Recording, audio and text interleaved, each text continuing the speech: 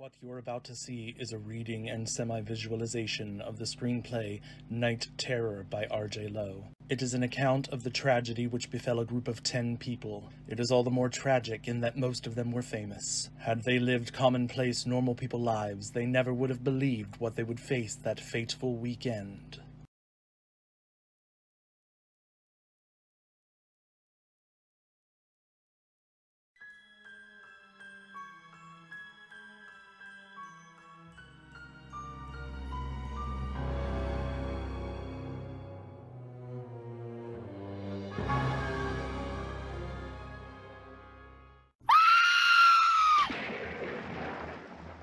Interior, ballroom, night.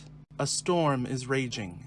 Lightning reveals decimated prom decorations and a large white grand piano. The thunder dies, rain is hitting the windows.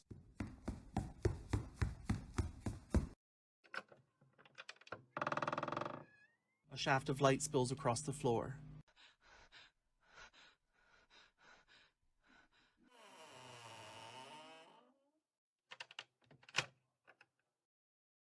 Alice Thompson slowly walks into frame, terrified and exhausted. She is the epitome of an 80s slasher final girl. At her side is a bloody axe. She drops it, reacts to the loud noise, and in a panic looks for a hiding place. Alice dives under the piano.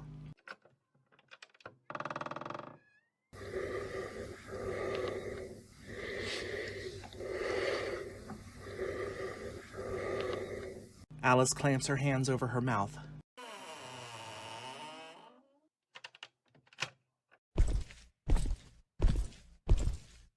Finally, we see the terror.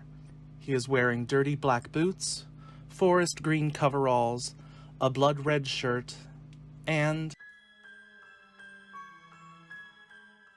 he is carrying a weapon which is homemade and resembles a large gardening claw made with butcher knives. Alice, I can taste your fear. It tastes good.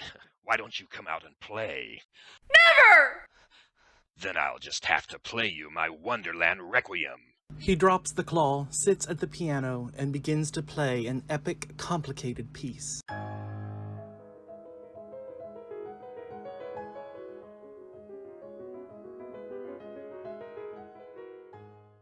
Alice comes from beneath the piano, makes her way up behind the terror. Ah!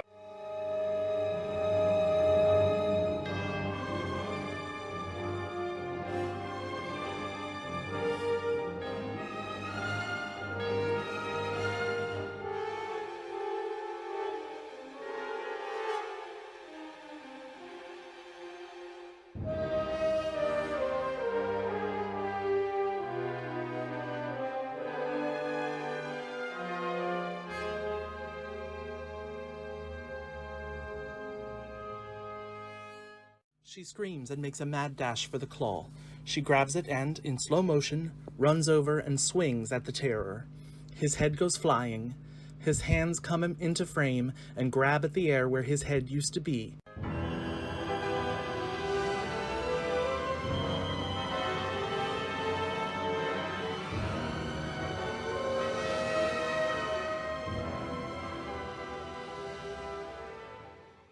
Slow dissolve. Exterior outside the front door of the mansion. Day. The next morning, heavy fog. Two police officers stand and talk as the camera pans to the entrance to the mansion. Their words are muffled. She had a wild story, but there was no body in the ballroom. Alice is being carried out of the front door on a gurney by two paramedics. She is barely coherent. Peter! Where's Peter? I want Peter! Calm down, miss. It's going to be all right. They begin to load her into the back of the ambulance. Can I ride up front with you? I'm afraid not. You'll be fine. Your parents are already at the hospital. They shut the doors. We pan through the window looking in at Alice. Interior ambulance day. Alice is still terrified.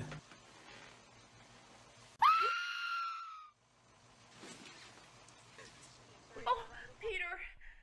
We're safe now. I killed him. I killed him. They fall into each other's arms. Dissolve 2, interior ballroom day. The camera zooms in on the bloody silhouette left by the terror's body, which is, of course, gone.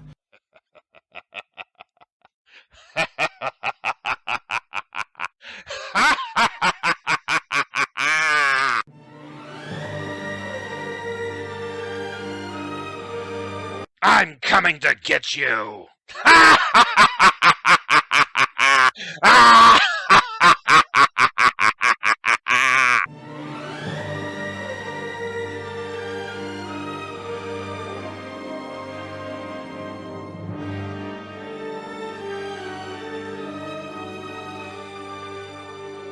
The camera pulls out, revealing a screen set up at one end of the same ballroom.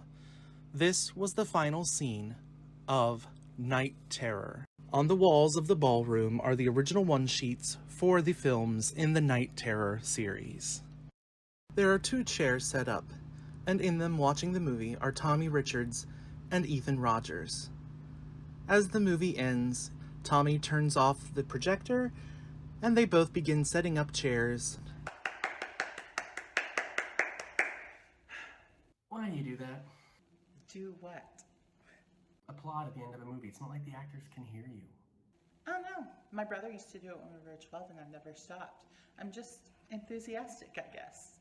It's annoying. It's why you love me. Sure it is. Besides, it's the theater queen in me. I still say they should make Night Terror into a Broadway musical. I'd be in heaven. Oh, I swear if I hear that one more time, enough with the fucking musicals. They are so hokey and unrealistic. Excuse me? In Night Terror 2, we have a killer who spends most of the movie stalking people through a bowling alley, with his head in a bowling bag. And in 3, he's walking around with his head stitched back on by himself, stalking people through a supermarket. And musicals are unrealistic? Hey. That shit is all based on true life stories. Okay, even I can't keep a straight face with that one. Oh, dumbass studio marketing. I just don't know how you can love both. Slasher movies and musicals? They're really not that different. Just instead of a song in a musical with a slasher, you have a slashing. And in an action movie, you have a shootout car chase. Oh, and in a Sally Field movie, you have an emotional, tear-filled monologue. And in porn, you have a cum shot. See, all movies are essentially the same. Lord, deliver me from this homo. Be nice to me, or I'll run away with Patrick Lorre this weekend. Talk about my 2 loves coming together in one body. Yum. Broadway star turned horror movie hunk. Who is straight and dating Veronica Clark? A boy can dream, can't he? Yeah, it's just you, used to dream of this. Now admit it. That's better than Patrick Lorre any day. I'll think about it. Okay, enough. Or we'll never get this shit set up. When does the slave labor get here? The volunteers don't get here till Friday. Friday? It's only Wednesday. I have no help coming till the 13th. Tomorrow we're just filming shit for the 40th anniversary Blue that Scream Factory is doing. Although, why bother when physical media is slowly dying? I'll never know. Anyway, tonight is to be a little cast and crew reunion before the convention madness starts this weekend. Eva wanted it that way. Eva? She's Eva now, on a first name basis. Touch you. Get to work. You never did tell me how you managed to convince Eva Christine Bracke to come this weekend. I mean, she usually acts like she's never even been in a horror movie, let alone stoop to coming to a gasp fan convention. She could learn a thing or two about grace and dignity from Jamie Lee and Langenkamp. So, how did you do it? I used my charm. No, really. How'd you do it? Fuck you. See, my point exactly. What charm? It's the same charm that landed you, Wow, she's cheap. Stop it. Stop it. Oh, God. Look at the time. We need to move this along. I've got to start dinner. Go on. I'll keep working in here. You sure? Go. Okay, laters. Laters? Oh, I've gotta get a new boyfriend. I heard that, bitch.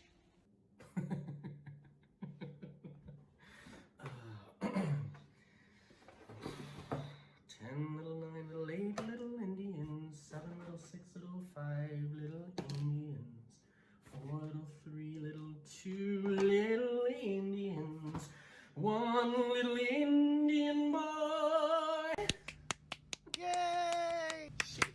He's gonna make me watch Sweeney Todd again. Oh, motherfucker. Tommy rolls the car replica away from him. The camera zooms in on the car, which dissolves to exterior into interior town car day. A similar looking actual car is traveling down an LA freeway. The camera continues to zoom in and travels through the closed window. Inside the car is Laurence John Winningham. He is staring at a laptop and dictating into a voice recorder / thumb drive. The obnoxious driver is obviously listening in. Elaine, page 69, paragraph 3, line 7, word 13. The word is porno, not pinto. Whoever heard of whacking off to a pinto? I guess it depends on if you're talking about the car or the beam.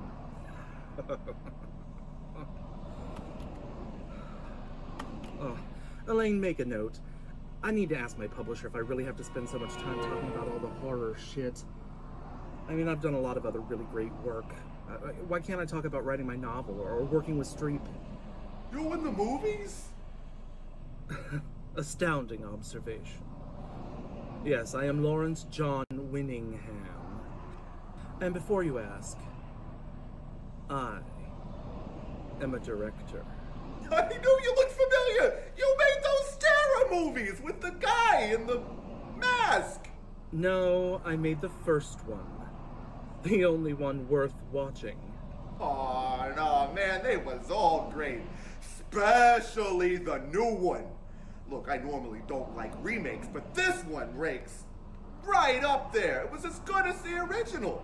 Maybe better. And lots more gore and stuff. You're not too bright, are you? You know, I'm a writer myself. I've written a screenplay. You don't say. Imagine someone in Hollywood wanting to work in the movies? Why, that's practically unheard of. Actually, dude, I think a lot of people in LA want to get into the movies. Anyway, I just happen to have a copy of my screenplay right here. It's a doozy. Real, original, totally scary and shit. Starts off with these kids going off into the woods with their video cameras. Elaine, make a note. Never use this car service again.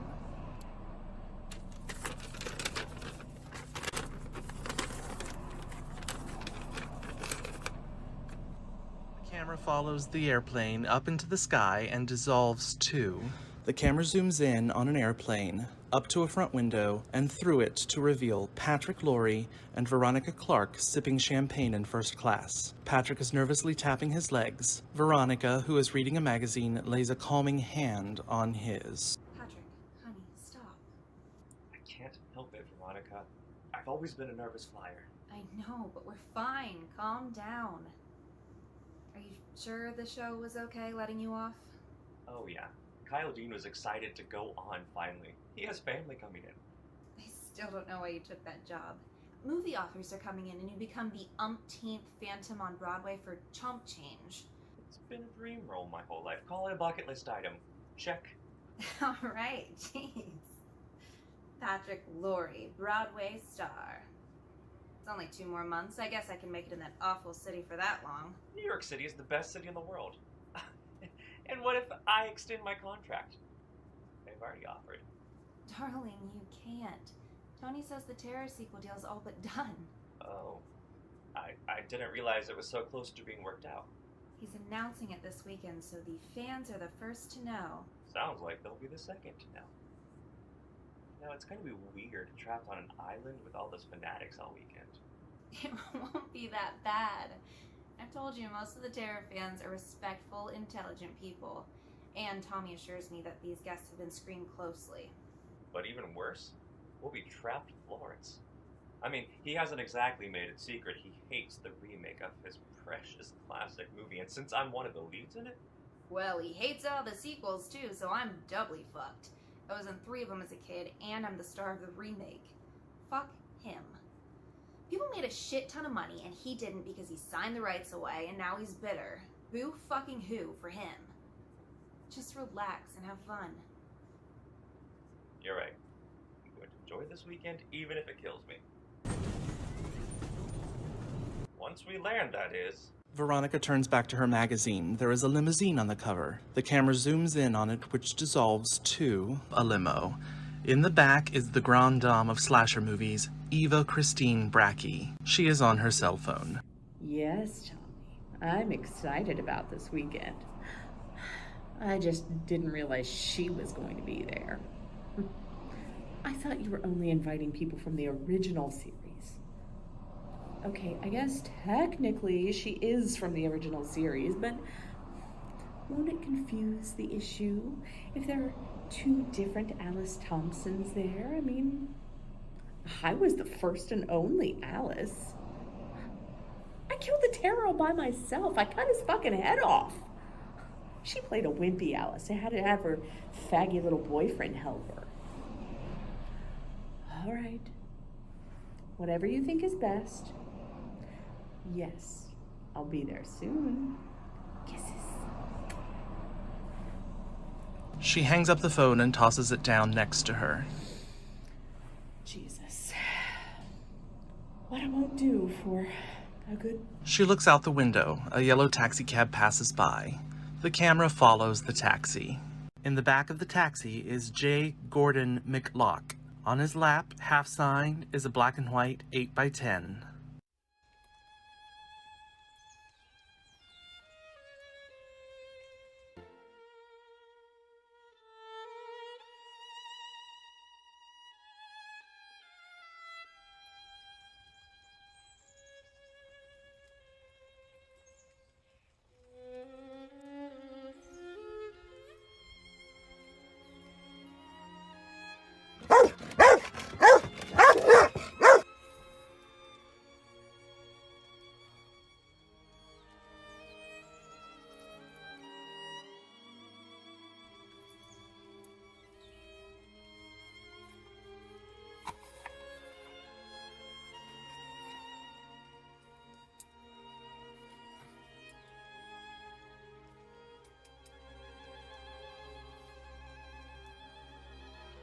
Damn.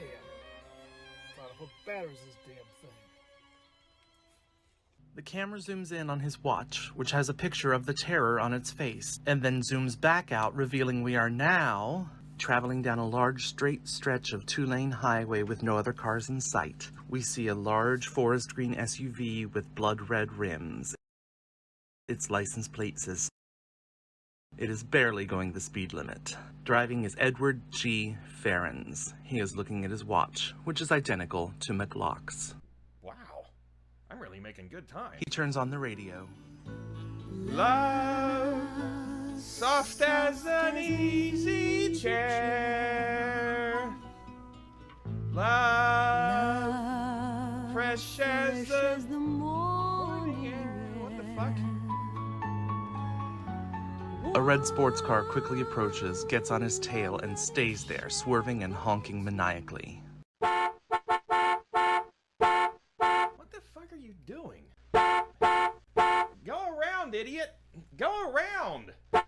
The sports car swerves violently in an attempt to pass Edward. Edward looks over to see who is driving. It is Tony Masters, his face hidden by a red baseball cap. His hand is bobbing up and down in his lap on the back of another person's head.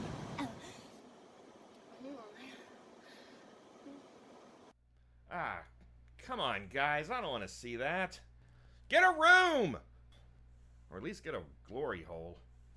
Cheryl Masters removes the black baseball cap, letting her hair flow down around her shoulders.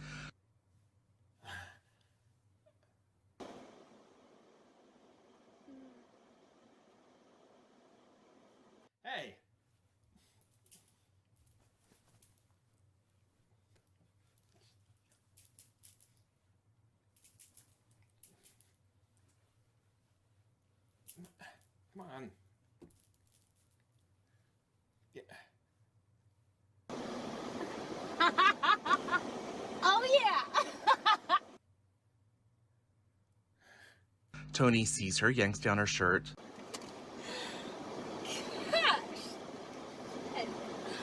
Flips Edward the bird and slams on the gas. The sports car cuts Edward's SUV off abruptly. He madly yanks the wheel back and forth to get the car back under control. The sports car disappears into the distance. Edward takes a silver flask with the terror mask etched on it and takes a long swig. Fucking maniac!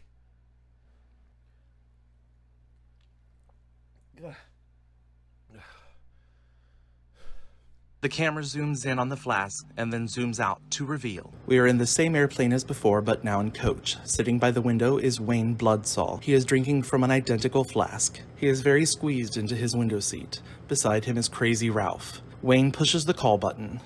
A flight attendant comes over. Yes, sir. How may I assist you today? Listen, man, is there any way I can change seats? I'm a pretty big guy, and I'm a little crowded here. Oh, I'm sorry, sir, but we're full today. I'm afraid you're gonna have to stay put, okay? Okay. Thanks for nothing, you lousy fruit. I know where you're going. Excuse me? You're going to that island, ain't you? Eh? The one with all the death. How do you know? Oh, of course, you're a fan. Great. I'm sure we'll chat at the con, but for now I'd like to get a little shut-eye, if you don't mind. Oh, you won't ever leave that island, you know. Any of you. You're doomed. You're all doomed. Yes, sir. How may I assist you today? I really need to change seats. This guy is kind of crazy. Sir, there's just nothing I can do. We're all full up. And I don't think he'll be any trouble anyway. Oh, look at him.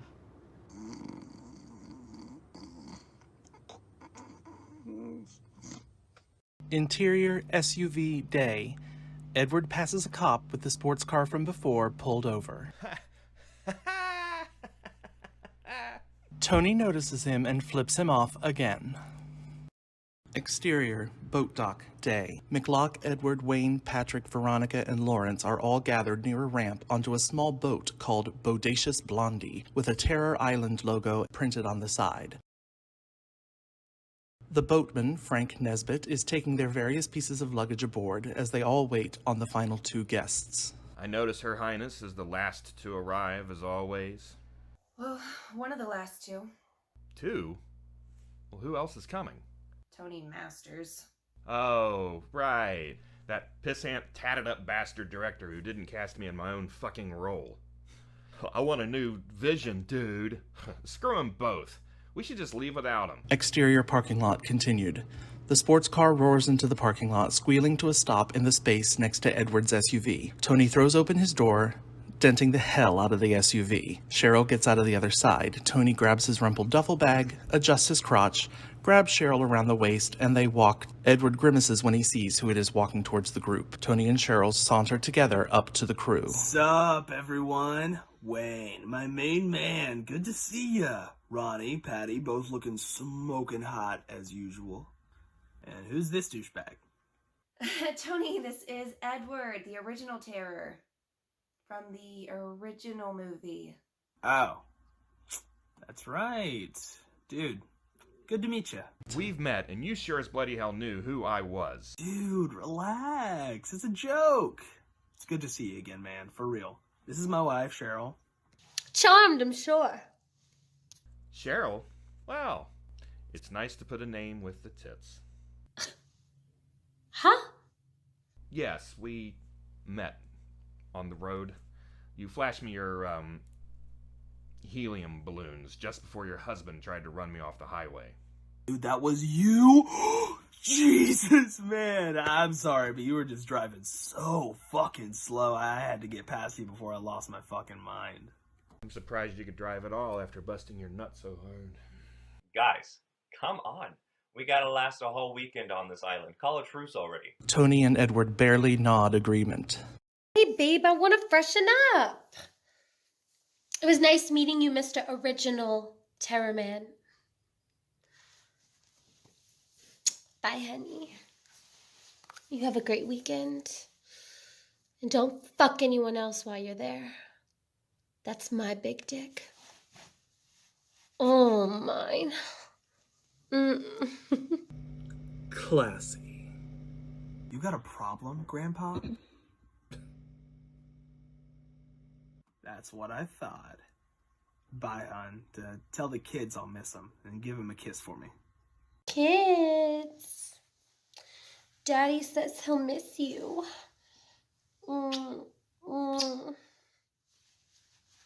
Cheryl heads for the nearby old-time-looking convenience store. Eva's limo pulls in. The driver jogs around, opens the door, and offers a hand of assistance. Eva gets out without as much as a glance at the driver. She has left her cell phone on the seat behind her. She looks the motley crew up and down, rolls her eyes, and heads into the store as the driver gets her copious amounts of luggage from the trunk.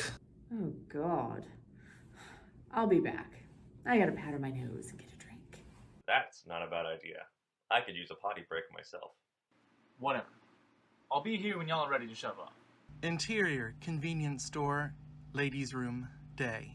Everyone but Frank, Tony, and McLock comes inside the store and spreads out. Wayne heads into the men's room. We watch him go in and then turn to see the ladies' room door. It opens as a Gidget type comes out, still drying her hands with a paper towel. We then travel into the ladies' room. Very retro. Excuse me? I haven't seen Coke since the 80s. May I? Shit, sure. Yeah. Thanks. Fuck.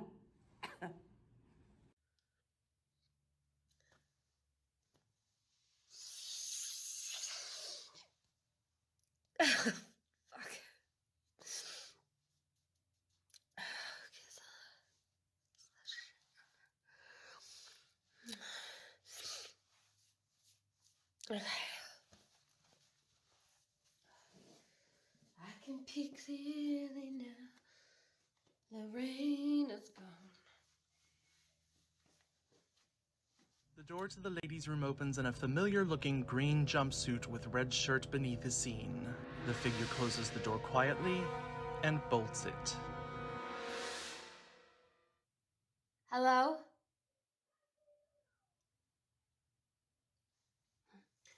40 Yard to the Outhouse by Willie Make It. Come on, kids, you can do better than that. Under the Bleachers by Seymour Butts. Better.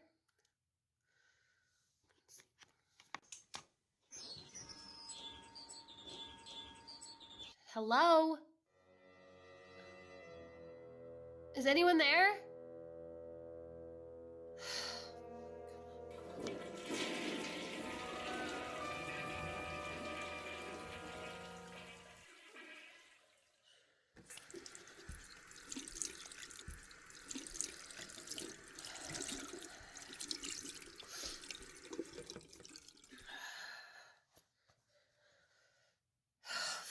There's no paper towels, of course not. Why would there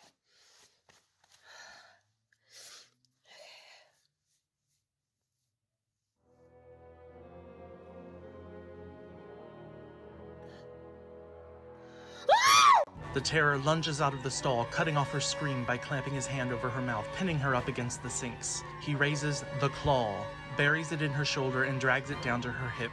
Blood starts spewing. Cheryl sinks to the floor, blood gurgling from her open wounds and mouth. The terror buries the claw in Cheryl's throat. He watches her a moment as she bleeds out.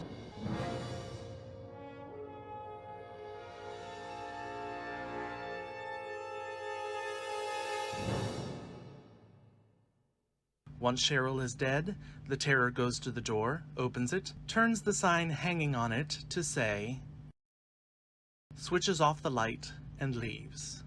The door swings shut. Exterior boat dock day. Frank is just finishing getting the last of Eva's luggage loaded onto the boat. Half the group has regathered. Come on! We haven't got all day. Where is everyone? Wayne comes walking up, taking a swig from a large bottle of Avion water. I'm here. Are we ready? Did you see Patrick? Edward walks up smoking a cigarette in a little holder. He was talking to Her Majesty. She was conning him into carrying her bags. Eva and Patrick stroll up. He is carrying several bags. And that's when I walked. I wasn't about to play second fiddle to that loud, red-headed menace. I can't believe Barbara Hershey put up with her for a minute. Wow. That's one of my favorite movies. I had no idea she was so hard to work with. I'd always heard she was nice. That's a peach. She just doesn't work well with divas who throw undeserved temper tantrums. Eva starts to respond. Come on, folks. Daylights are burning. Time to shove off. Frank gets aboard and holds his hand out to help Veronica, then they both assist McLock, who in turn holds his hand out to help Eva. The rest board as we fade to black and dissolve to interior ladies' room, day. The door to the ladies' room opens and a cleaning lady sticks her head in. Pam, you in here? Girl, you've been cleaning this place for a half an hour now. What the hell is taking you so damn long? She steps into the bathroom and the door shuts behind her. Pam! Pam, why are you in here cleaning with the lights?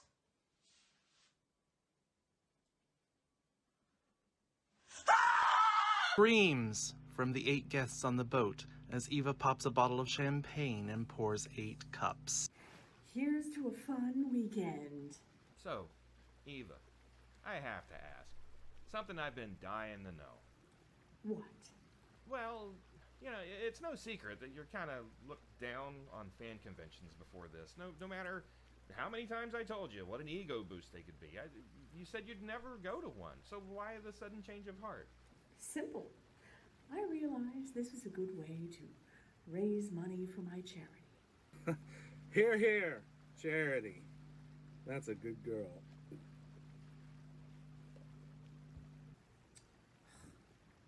My charity. Plain and simple.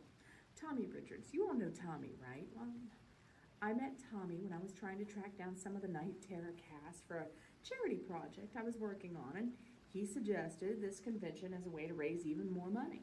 What is your charity? MIMP. M-I-M-P. Making Important Moments in Pediatrics. Huh? It's an organization that funds pediatrics, both medically and from a comfort angle. We fund doctors, hospitals, even have a Make a Dream Come True department. Well, that's wonderful. What a great cause. I think so. That's why I'm willing to try this convention thing, this one time. What I won't do for a good cause. And using Terror Island. Was that your idea too? No, Tommy's the one who set this all up. I thought the island's owners didn't want anything to do with the Terror series. That's why I had to do my remake on Indian Island in England instead. Yeah, I've heard similar things.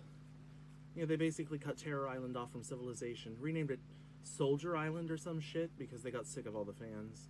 Kind of like when the owners of the Amityville house redid its facade and took the numbers off to keep the freaks away. Didn't work. I still found it and took pictures through the windows. Oh, classy. Listen, Pops, you better back the fuck up. Tony, I swear, do you ever call anybody by their actual name? Only you, bitch breath. Only you. Tony, I swear. Tony kisses Patrick on the forehead as the others laugh. Frank comes down onto the deck. We're about to come around to the side of the island where we can land. If you look off port, you'll see the mansion. There she is. Terror Island.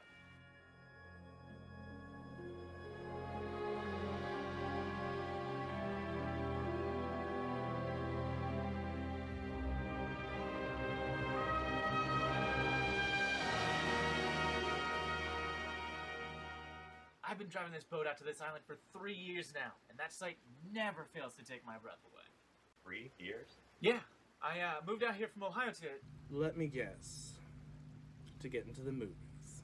Yep, I know. Me and everyone else in Hollywood, right? Although I do happen to have one of my screenplays right here. Why don't we leave the boat driving to you, And you leave the movie making to the professionals, okay? Of course. Sorry. Everyone get ready. We're docking. That was us once. What was? Young bucks. Fresh face and just off the boat. No pun intended. Waiting for our big break. Oh, I remember. I started in makeup and worked my way up. I was the best in the business at the time. No one could make a gunshot wound look as real as I could. Oh, I did one on you, your first movie. Well, we're good. But we wanted more. You wanted to direct it. I wanted to be a stunt coordinator. Always looking at the ones who already made it. Look at us. We're the ones who already made it.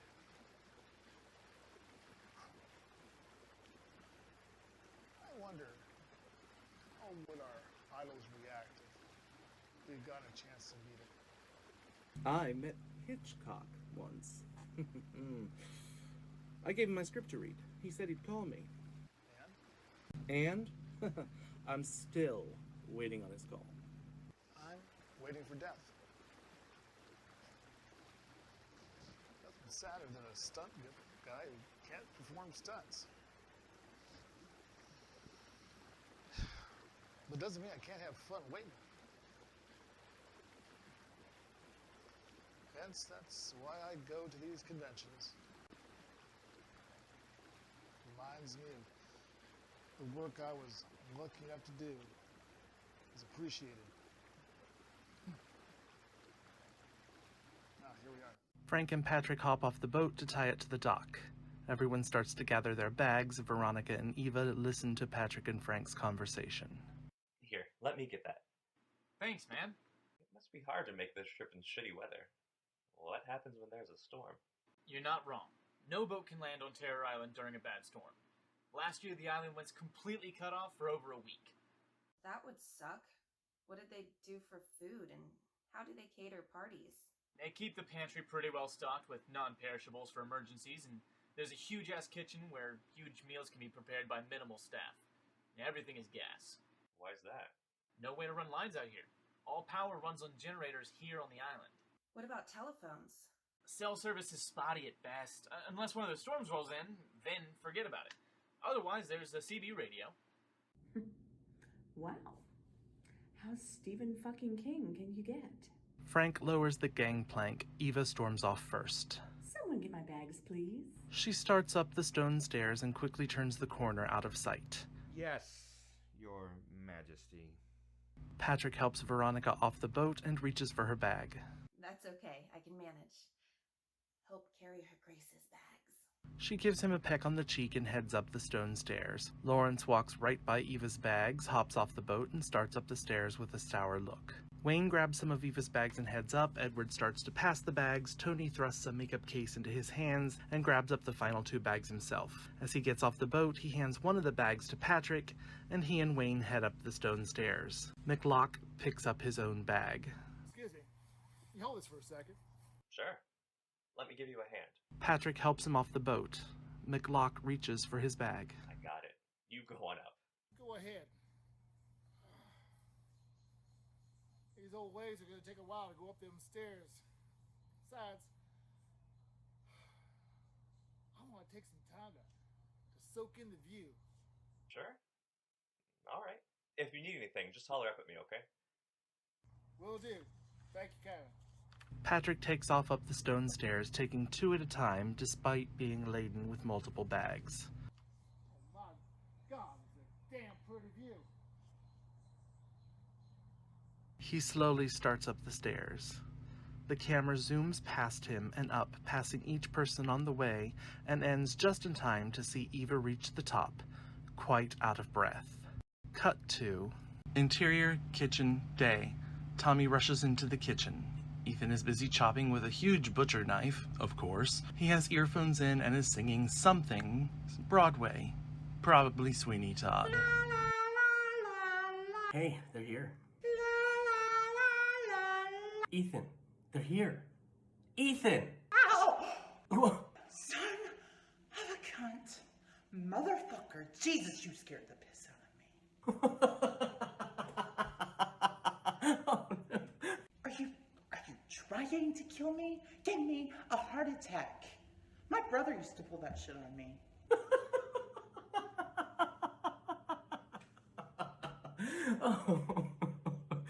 Yeah. Laugh it up, fuzzball. So tell me again how it is you watch all these horror films. You seem to frighten easily. Oh. Bitch, did you want something or what? They're here. Really? Oh my god. Oh my god.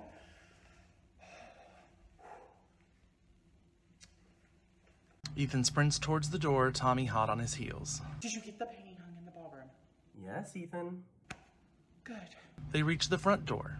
They pause to collect themselves, and then Tommy throws open the door. Standing there with her hand raised to knock is Eva, a look of surprise on her face. She quickly composes herself. Tommy, darling. She throws her arms around Tommy, who squirms uncomfortably and quickly pushes her away. He looks over at Ethen, and Eva follows his gaze. Oh, hello, I'm Eva. As if I didn't know. Hi. To say it is a pleasure and an honor to meet you is a grotesque understatement. Eva, I'd like you to meet Ethen, my co-presenter. He has been my partner in crime now for 3 years. And husband, for one. Husband? How nice. It's nice to meet you, Ethen. I'm so excited for this weekend, but I'd like a chance to freshen up. Tommy, could you show me to my room? I think we should wait for the others and then we'll show everyone at once. Here comes some more folks now. Veronica, Laurence, Wayne, and Edward come huffing and puffing up to the front door and come in, dropping Eva's luggage at her feet. Laurence immediately sits down on an antique coat rack bench by the door. Edward leans against the door jamb, fanning himself. Veronica and Wayne seem almost unaffected. Oh, too many fucking stairs. Oh, heart exploding. Fuck me running. Call an ambulance. Gonna die. Calm down, man. Breathe. You'll be fine. Fuck off, muscle boy. All right, everyone, catch your breath. Calm down. Ethen hugs each guest as he greets them. Wayne, Edward, Veronica. Where's Patrick? He's behind me somewhere. He was playing the hero, helping people off the boat and carrying people's bags. He'll be along in a minute.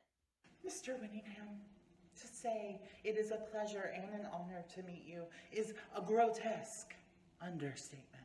Eva scoffs at this. I'm a huge fan.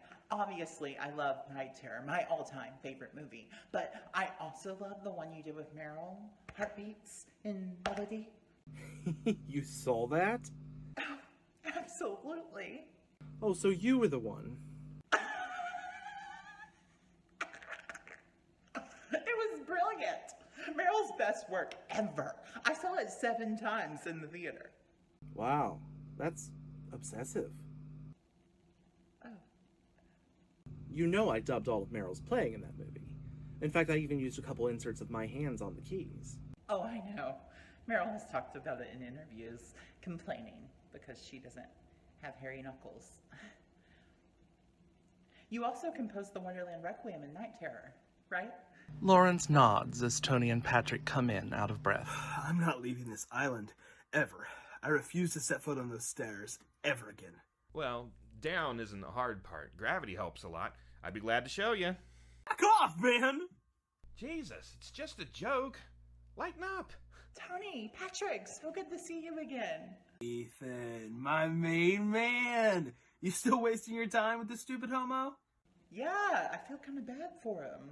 You know, being so ugly and gross. So I keep him around.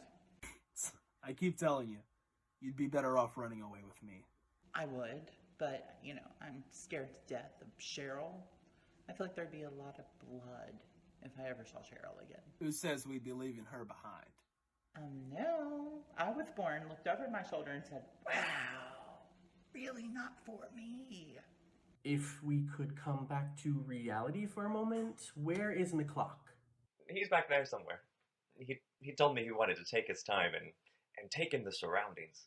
Why don't we show you to your rooms then? Sounds good. I need to shower, though. I'm still covered in road dust. Okay. Dinner is at, Ethen? 8 o'clock. Okay, 8 o'clock. You are on your own till then. The pool room is in the back of the house, and if you want to check out the convention room, it's to your left in the ballroom. Please keep out of the kitchen, or Ethen will have a bitch attack. Okay, and off we go.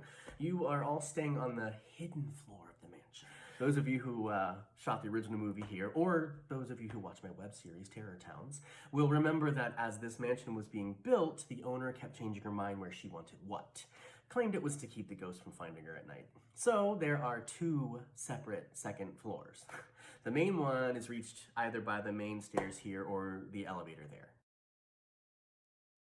But the alternate second floor is reached by a hidden stairway located behind the ballroom. This way. Tommy, we didn't sign up for the 25-cent tour. Just show us to our fucking rooms. Right. Let's go. And we're walking. They all head up the hallway by the ballroom. Exterior, plateau, halfway up the stone stairs, day. McLock is sitting on the steps, resting. He is looking out over the sea, a look of serene contentment on his face. A tear runs down his cheek. So, the day of reckoning has come.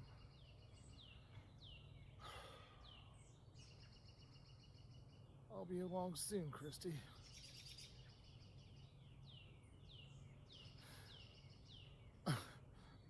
I'm so sorry, Robert.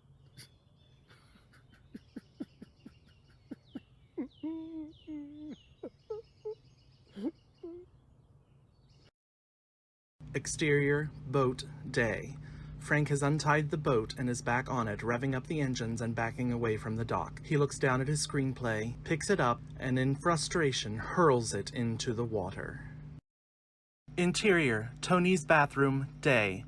Tony is in the shower. The camera lingers on his muscular back and buttocks. As the doors fog up, he turns to rinse out his long hair, and there is a glimpse of full frontal nudity. He runs his hands over his tattooed arms, up through his hair and down his chest and belly. The view switches to inside the shower, over his shoulder.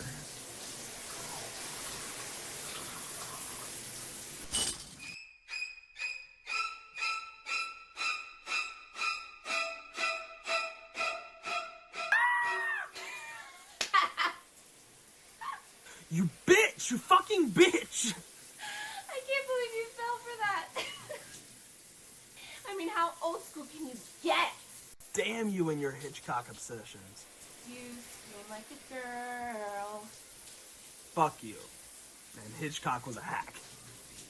Oh, I suppose you think you're a better director than Hitchcock. Am right.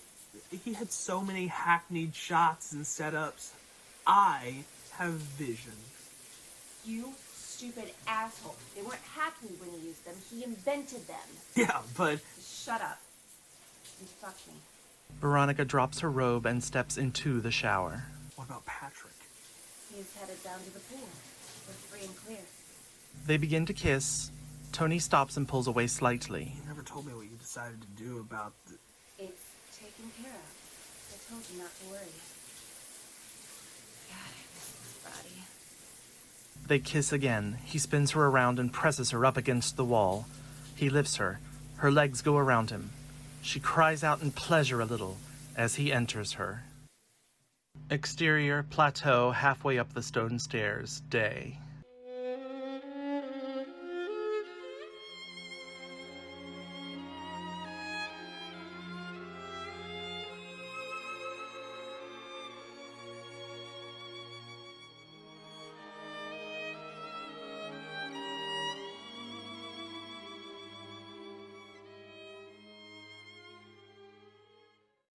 Interior, pool, late afternoon. Patrick, Wayne, and Laurence are in the pool, floating around, chatting. Edward is sitting on the side in trunks and a t-shirt, his feet dipping in the water. Eva comes into the room in a terry cloth robe with a hotel logo on it. She drops her towel on a lounge chair, she turns and faces the wall of windows, and soaks in the late afternoon sun.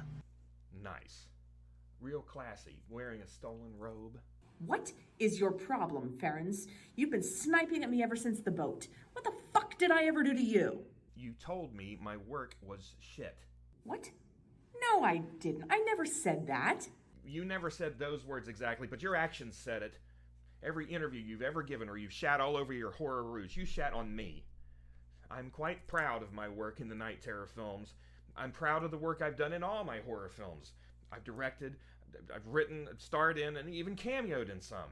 I'm famous for being the terror, and that fills me with pride, and you looking down your long bitch nose at it is an insult to me, an insult to anyone else working in the business, an insult to the fans, a lot of who are intelligent, passionate people. And worse, it's an insult to Laurence. Laurence? Yeah. Without him, you would have never had the career you had. No comedy action pictures with the Governator, no Disney family films, nothing. So instead of lording over all of us, you should thank us, be grateful, appreciate the work you did in those films, relish what you learned from it, and get that stick surgically removed from your ass.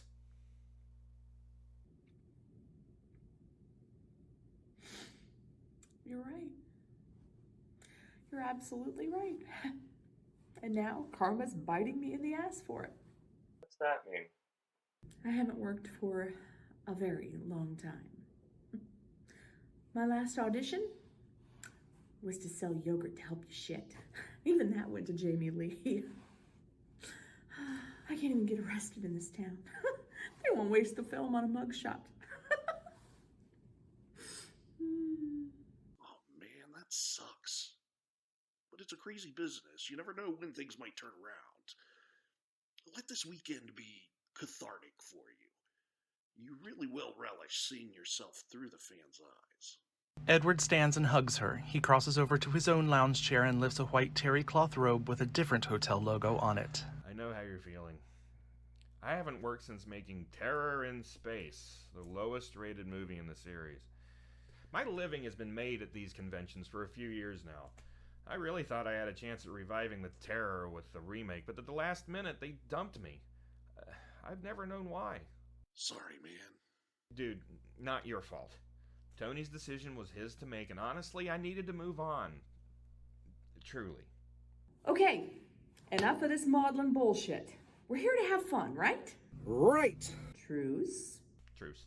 They lock pinkies and shake. He pulls her into a hug. He sits back down, putting his feet back in the water. She drops her robe, revealing a very skimpy bikini underneath. This woman looks good for her age. Or any age. The men catcall and howl. She fakes modesty as she gets into the pool. Don't. Stop. The men stop. Don't stop. They laugh and start in again. Tommy comes in. Eva immediately turns her back on him, dunking under the water. Hey guys, just to give a heads up, it's about 7:15, dinner's at 8, just so you can gauge time. Eva climbs the steps very slowly and sexily. The water seems to drip off her perfect curves in slow motion. Thanks, Tommy. I need the time to dry off and make myself look good. She picks up her towel and dries herself sensuously. Tommy hastily retreats behind the door. Patrick comes up the stairs out of the pool. He is wearing a white Speedo that leaves nothing to the imagination. His towel is on the lounge chair next to Eva's. He begins to towel himself off as the camera caresses his curves. What was that all about? Oh, I'm just a flirt. You know he's married to a dude, right? Uh-huh. She wraps her towel around her head, puts her robe back on, and leaves. The other guys are out of the pool and robed by this time. They meet up at the door. Is it just me, or...? Oh no, there's definitely something going on there. I could see it. Dude, Helen Keller could see it. The men groan at his joke. What? Too soon? A little. Too late. Interior, front hall, evening. The men come into the hall and they reach the front door just as McLock is coming in. McLock? Where have you been? Oh, Just having a tiny look around. Mostly resting. Boy, just being here brings back the memories, don't it? It sure does. Oh, some good ones. Like the night in the pool with that certain, curvaceous extra. Promised her a line in the movie just so she'd give me some head. What line did she have? Oh, fuck him. He never picks me. Her? Wow, she was hot! She certainly got around. What do you mean? Why do you think I introduced her to you in the first place, huh? And why do you think I introduced her to you, Eddie? McLock, you old dog. Sounds like the village bicycle. More like the village bicycle pump. Hey, blowjobs were pretty popular back in those days. Believe me, they still are. And what makes you think that I don't know that? Veronica comes into the hall dressed for dinner. Patrick, there you are. It's almost 8. Go get dressed. Well, that's me. He heads for the stairs to the hidden second floor. Well, I guess that's me too. Come on. He and Wayne head for the stairs to the hidden second floor together. Connie, where you been? I thought you were going to come swimming. I decided to have a shower instead. I smelled like airplane and sweat. Okay. Well, I'm off to get dressed. Till we meet again, my love. He kisses Veronica. He gives her a slightly odd look while licking his lips and then heads down the hall. His love. Yes, we're together. I thought you knew. I think he's getting ready to pop the question. He said there was something he wanted to talk about this weekend. Patrick's not straight. I swear the man is not straight. I think I'd know if he weren't since we've been sleeping together for months. Sleeping? Anything else going on in that bed? Yes, Gordy, you dirty old man. Don't worry yourself about my love life. Come with me, I'll show you to your room. They head for the stairs to the hidden second floor, Veronica leading McLock by the hand. Interior, secret second floor hallway, evening. Veronica is still leading McLock. They reach his door. Here we are. Your bag's in there. I had Patrick lay it on your bed. She is interrupted by a door opening at the other end of the hall. Tommy comes out.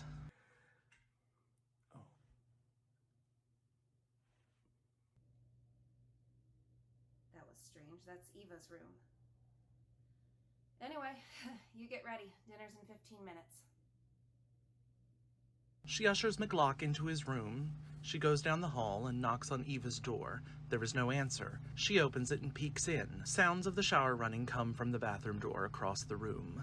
In the reflection of the mirror, we can make out Eva's shape showering in her fogged-up shower stall.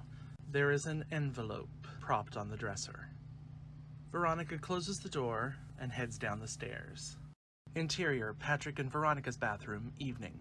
Patrick is also in the shower, humming. The water stops, he comes out, grabs a towel, and starts drying himself. He notices the other towel on the rack, still pressed and folded, obviously unused. He touches it to confirm that it is still dry, smiles bemusedly, dries his hair, and runs a brush through it. He turns, wipes the mirror with his towel, and studies his face. As he takes a good long hard look at himself, the camera gets a good long look at his perfect body and ass. Suddenly, he wraps his towel around his waist and races out of his bathroom. Interior, secret second floor hallway, evening. Patrick comes racing out of his room. Wayne and Edward are already there. Who screamed? That sounded like Eva. The men rush to her door and knock. There is no answer. Edward tries the knob. The door is locked. Watch out. Wayne backs up and throws himself against the door. It doesn't move. He falls to the floor. McLock comes from his room. Oh, good job. Next time use a battering ram.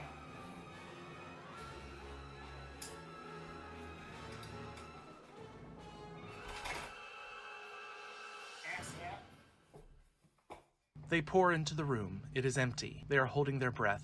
Laurence comes silently in behind them. Who screamed? They all chuckle at Wayne's reaction. We think it was Eva, but she's not here. The bathroom door starts to open. Eva comes out in her robe. Can I help you, gentlemen? You can explain why you just screamed and gave us all a heart attack. That wasn't me. It was Wayne. No, before that. Oh, that? I saw a spider and it startled me so. That's all. I didn't realize you all heard. Sorry for frightening you. A spider. A big spider. My slipper took care of it. Now, calm down and let me finish getting dressed. You all head on down. Well, Patrick, maybe you want to put on a tie. Yeah, that would probably be good. You guys go down. Go on, shoo! Or do I need to set my slipper on you too? The men turn and leave. Patrick returns to his room. The other men turn to go down the stairs. Spider my ass. She never was as good an actress as she thought she was. Made up. Oh, definitely. Something's afoot here. Interior, Patrick and Veronica's bedroom, evening. Patrick is half-dressed. He's trying to decide on a shirt when suddenly something on the dresser catches his eye. An envelope like the one in Eva's room. He goes over to it. It is addressed to him. He opens it, pulls out the paper inside, unfolds it, and reads. Patrick rereads the note, puts it back in its envelope, and puts it in his back pocket. He grabs a shirt and starts to put it on, as we fade to. Interior dining room, late evening. Tony, McLock, Laurence, Edward, Wayne, and Veronica all sit at their assigned places around the dining table. Tommy comes in from the kitchen with a large silver soup tureen. He sets it on the sideboard and sits. We don't have people to serve tonight, but Ethen has outdone himself with this dinner. He is so excited to be sitting down for a private dinner with all of you. Patrick comes into the room. But especially you, Patrick. Don't be surprised if Ethen drives you batty with questions about your Broadway shows. Especially your current one. Phantom was his favorite show growing up. I guess he dressed up as Phantom for several Halloweens in a row. Even made his brother dress up with him. He's a bit obsessive. Huh. Set the pot to the kettle. Touché. Nicely played, sir. Ethen comes in looking slightly unkempt, like he's wrestled a large cooking demon yet won. He is carrying a large covered silver serving tray. He sets it on the sideboard next to the soup. Tommy, have you offered our guests drinks? Not yet, dear. I have been a little busy. Drinks, anyone? We're fully stocked. Well, it was such an elegant meal prepared. Let's go with something classic, like a true dinner party. I'll have a classic martini. Would that be all right? Of course it is. Who else? Sounds good. One for me, too. With a twist of lemon instead of an olive. Sounds heavenly. Same for me, with lemon. Same here, but classic. One for me. Onion? Yeah, no olive. Same for me, I guess. Olive, onion, lemon, lime. Oh, let's do lime. Tony? Scotch on the rocks. Crushed. Ugh. The others chuckle. What? I don't like martinis, okay? Eva sweeps into the room in a gorgeous gown. I don't like them either, Tony. It's okay. If we're ordering drinks, could I get a double shot of tequila on the rocks? Someone who doesn't fool around. My kind of woman. I'll be back. Ethen leaves into the hall. Eva finds her place and sits down. Gorgeous dress, my dear. Thank you, darling. Dig in, everyone. Shouldn't we wait for Ethen to get back? Seems kind of rude to start without him as he is the chef. Won't he be upset? He'd be more upset if we let his food get cold. Please, everyone, help yourselves. Well, I'm gonna see if I can help with the drinks. He gets up and slips out the door. Well, I'll get the soup if somebody else wants to handle the other. I'm on it. They start dishing out food. McLock passes soup to each person. Wayne dishes out the other, roast lamb and sides. Once he's done, he starts passing out plates. Once there's a plate at every place, he goes back and starts poking at something he doesn't recognize.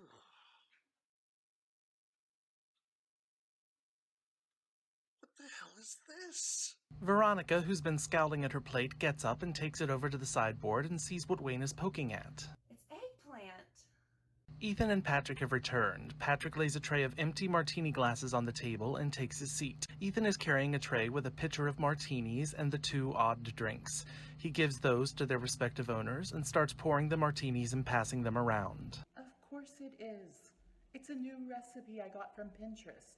A true fan would know to make a vegetarian alternative for you, Veronica. Anyone who cares enough to make me something special gets to call me Ronnie. Oh my god. Okay. Ronnie. Ethen, if you're gonna cry, please don't get it into my drink. Ethen laughs and hands McLock his martini. Eva clinks her glass with her fork and stands. I'd like to propose a toast. Here's to the ladies who lunch. Everybody laugh. Ethen, not now. Sorry. Musical Tourette's. I love Sondheim. Okay. Anyway, 40 years. 40 fucking years, and we're still talking about this tiny $200,000 movie we filmed right here in this mansion all those years ago. Who'd have thunk it? Edward, what you said to me today is dead right. I owe my career to that movie. Laurence, thank you for seeing something in me that I never would have seen in myself. You cast me in this film and it started a trajectory that, until recently, has never faltered. For that, I'm grateful. Finally. So raise your glasses to the terror. It's given each of us so much and will probably continue to do so for years to come. To the terror. To the terror. To the terror. To the terror. To the terror. And may I add a toast to all of you for being so willing to come out this weekend and face your fans? So to each of you, cheers. Cheers. Cheers! Cheers. Cheers. Cheers. L'chaim. Slancha. Salud. Hals und Beinbuch. They all drink. Tony takes a big swig and starts crunching on some ice. Seriously? I wish you wouldn't do that. It's quite unnerving. You're worth it, Grandpa. Tony, stop being an ass. That sound is like nails on a chalkboard and it's making me sick. Tony gets up, goes around to Edward, and leans right down into his ear. Oh, you little piece of... Hey, cut it out. Ugh. Tommy, after dinner, I want to see the ballroom. I can't wait to see what memorabilia you have on display. I'm told you always have the most fascinating collections. And I haven't been in that ballroom since hiding under that goddamn piano in it 40 years ago. Of course, we can all take a little tour. Enough chatter, let's eat. I'm starving. Everyone starts eating their meals and chattering. Fade to exterior, the sea, dusk. In the distance, lightning-riddled storm clouds slowly creep their way towards Terror Island. Interior, Frank's apartment, dusk. Frank is sitting on his ratty old couch wearing sweatpants and a cut-off jersey. A half-empty bottle of scotch sits on a footlocker being used as his coffee table. He drains a glass, refills it, picks up a tattered screenplay and looks at it. Leave it to the professionals. Fuck you, Winningham. Old bitter party of one. Asshole. He tosses the manuscript back down and takes another swig. He stands, stretches, looks out his window, and sees the ominous storm in the distance.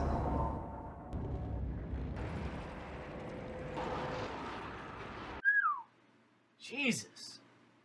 Interior, main hall into ballroom, night. The whole group is headed to the ballroom. They move sluggishly. Ethen, seriously, that dinner was fantastic. Best meal I've ever had. Absolutely. I'm so stuffed, I feel like I'm gonna explode. No one told you to have 4th helpings, piggo. I saw you go back a 5th time. Yeah, and I'm sick as hell. Just not bitching about it. They enter the ballroom. It is in darkness. Hold on, the switch is here somewhere. A loud clunk and the ballroom is filled with light. It has been transformed. The chairs are set up, filling half the room. They wander around in awe, looking at the one-sheets and the tables of memorabilia. Wow, that was a cheesy effect. How much did that lightning cost you? Hey, where did that come from? She is pointing at a large canvas hanging just to the right of the door. It is hand-painted with imagery seemingly from the Night Terror movies. Everyone gathers around to stare at the painting. That's just weird. That was given to us by the new owners of this house. It's to be auctioned off, and the money raised is all the payment they want for the use of this house, the island, and Frank's boat service for the weekend. Who are these people? I don't know. I've never met them. They correspond with me solely through my website, nightterrormovies.com. Oh, and through email. That didn't seem a little odd to you? Not really. In my line of work, there's a lot of business handled that way. I guess there's usually some telephone contact, so that part is a little weird, but I was just so excited I didn't think anything about it. The artistry is extraordinary. Wonder what it'll go for. I'm sure someone will buy it. Those freaks will buy anything. I don't understand, though. Do these images have some specific meaning in the Terror series? Not that I remember. I don't see a connection, and I was in all of them. Oh, not at all. Okay, you filled in for me in part 2. My agent didn't think I should pigeonhole myself, so we turned it down. Well, he was quickly fired when I realized what a mistake that was. And yet, I've been told on some online polls that my betrayal is a fan favorite. It's called pity, old man. I told you not to call me that. Yeah? What are you gonna do about it? Yeah, right here, boy. McLock swings. Edward catches his fist. They struggle for a second before hugging and dissolving into laughter. What just happened here? They do this all the time. They pretend like they have this huge rivalry when really they love each other. Really, Tommy's the expert. If anyone would see a connection with a painting, it would be him. 1, 2, 3, 4. 1, 2, 3. What are you doing? Counting thunder holes. A little trick I learned from Poltergeist. 1, 2. The storm is getting closer. Tommy is still studying the painting. I don't see any major connection. The deaths in the painting don't match any particular death scenes in the movies, per se. From the other side of the ballroom comes a ruckus. Everyone looks and sees Tony trying to take the original Night Terror one-sheet off the wall. Propped beside him is the remake poster. Laurence, Edward, and McLock go over to him. Wayne keeps an eye from across the ballroom. What the fuck do you think you're doing? I'm fixing Tommy's obvious mistake. What mistake? Obviously. We want the most recent, most successful, and better movie featured. Don't we? You self-righteous little prick. Who the fuck do you think you are? I'm Tony fucking Masters, director of the most popular Night Terror movie to date. So we set up an entire legacy that builds a huge fan base over the years, and you come along and rip us off by making some sucktastic reboot, whatever the fuck that means. It's a fancy-ass word for remake. A remake, whose only claim to fame is gore. Thanks to the Saw franchise, you can get away with a lot of that shit these days. Well, you know what? Back when we made the original, we didn't need that puke. Because we knew how to make movies with suspense and actual terror. Absolutely right. We set up a fan base, and because that fan base is loyal, they turn up in droves for your piece of shit. And that's all on you? Fucking ain't right. Oh, unbelievable. You stupid little pissant. Let me tell you why your movie sucked. You don't explain evil, especially not in the stereotypical and pedantic way that you did. No. Evil is only terrorizing when there's no explanation for it. If there's no reason for it, there's no reasoning with it. Why am I wasting my time? You don't make films, you make movies. So why don't you leave the film talk to us grown-ups, huh, sonny boy? Never call me that. He storms out of the ballroom. Wayne follows him. Edward helps Laurence with his bloody lip off the floor. What the hell? That escalated quickly. His father used to call him sonny boy. His abusive, alcoholic father. How did you... Fangoria. Last year's terror issue. What? I read interviews. I like to know my competition. Edward and McLock chuckle. Tommy studies the painting. Ethen and Patrick are with him. The two women have wandered off to look at some of the other displays. Guys, we have another mystery. What's up? Patrick takes the note out of his pocket and hands it to Tommy.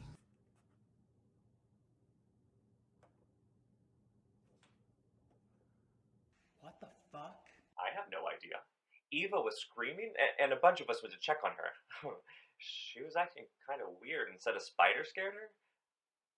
When I went back to my room, I found this. I know it wasn't there before. Do you think this is someone's idea of a sick joke? It has to be. Just get rid of this and don't mention it to anyone else. I don't want anything wrecking this weekend. There's too many people depending on it. Most of all, Eva's charity. Guys, I don't want to sound alarmist, but does the water level seem really high to anyone else already? I don't think it's your imagination, but I don't think we have to worry about it flooding though, way up here. I'm more worried about the boat getting here in a couple days. I need those people here to raise money. Let's call Frank and check in. Fuck, no bars. Ethen? Nope, nothing. Anyone? Where the hell is my cell? Oof, maybe I left it in my room. Let me go check. She leaves the ballroom. Edward follows her. Where's he going? He's going to see if either Wayne or the asshole are getting reception. I'm gonna go check on something myself. I'll be right back. He leaves. Ethen watches him go sadly. McLock starts to go as well. And where are you going, McLock? Well, I got an old bladder if that's all right with you. Sounds like a good idea. I'll come with. Power of suggestion. She just hears the word pee, and she does. Hey, while we're alone, let me ask you guys something. I found this in my room, and I wondered if you guys knew anything about it.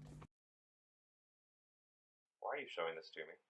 Because I saw you showing one of these to Tommy and Ethen a couple minutes ago. Well, I gotta work on my ninja skills. That was supposed to be in private. Tommy said it was probably someone playing a sick joke and not to mention it. Should we ask some of the others? Not right now. They're getting worried enough about the storm. No need to add to their stress. I mean, if they got them too, we'll know soon enough. Ethen, is something the matter? What? Oh, no. Things are fine. I'm just gonna go find some candles in case the generator goes down. He leaves the ballroom as McLock and Veronica come back in. I never thought taking a piss would be the best part of the day, but boy, it sure do feel good sometimes.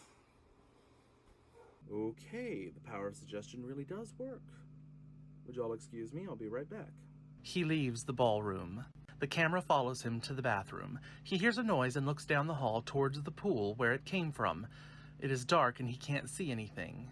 He pauses and listens, doesn't hear anything, shakes his head and goes into the bathroom. Interior, pool, night. The only light is a dim underwater light in the hot tub. In it are Eva and Tommy. They are naked and going at it, both in the water, and she is riding him.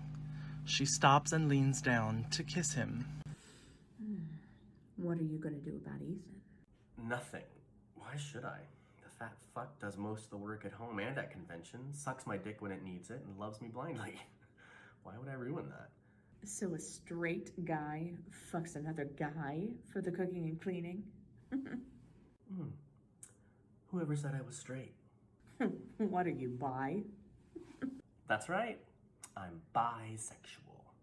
Buy me something and I'll get sexual. You're a pig. Yeah, but I'm your pig. What if I told you I could give you anything you wanted? I can make your dreams come true, including being married to the original Scream Queen. Jamie Lee Curtis? No, asshole. Eva Christine Bracke. How about that? But how? I thought you were broke. I'm about to come into a lot of money. And where is this miraculous windfall coming from? Oh my god. The charity. Oh, you guessed it. The charity's a front. MIMP. Making improved moments in pediatrics. Not quite. MIMP? Money in my pocket? Wow, you're good. I know I am. In fact, I'm stupendous.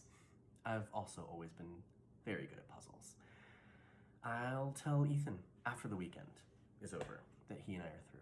I don't want to upset him before the money rolls in. Then we can be together. Ooh, baby. As he begins to nuzzle her neck, she begins to ride him again. It seems you're good at a lot more than just puzzles. Stupendous. He stands and lifts her out of the hot tub, lays her on her back and mounts her. Her legs lock around the small of his back. The camera pans back and reveals... Patrick comes up behind him, looks over his shoulder, and grabs Ethen into a hug. Interior, Tony's bedroom, night. Tony sits on his bed, still fuming, an empty bottle of Jack on the nightstand. He is reading a note, identical to the others.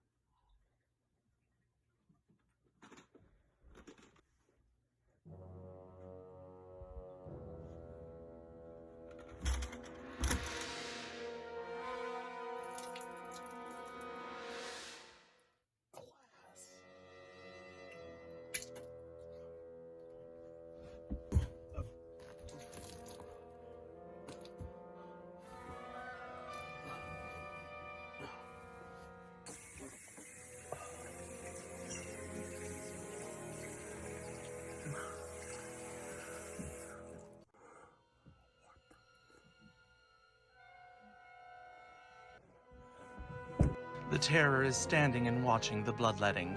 The Terror raises the claw and embeds it in Tony's throat. Blood spurts everywhere.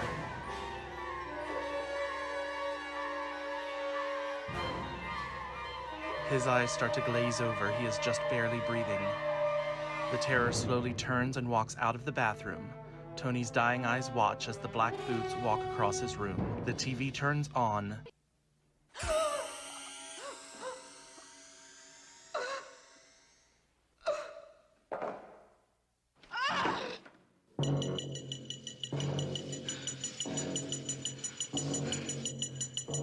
The bedroom door closes, and the bolt on the door connects as things slowly fade to black. Slow fade up to interior ballroom night. Veronica and McLock are having a drink together. Her eyes start to droop. It's best you be off to bed. But I'm enjoying our talk. You have the most fascinating stories. You really have had a wonderful life. Well, yes, Mary, I've had a wonderful life. I don't get it. Oh, you damn kids. I swear. You want to work in the business, but you just don't know the history. Well, I suppose someone as pretty as you, it don't matter.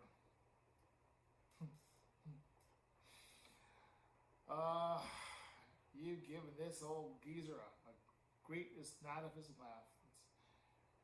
It's not often when someone as young and lovely as you will sit down and spend time with an old fart like me.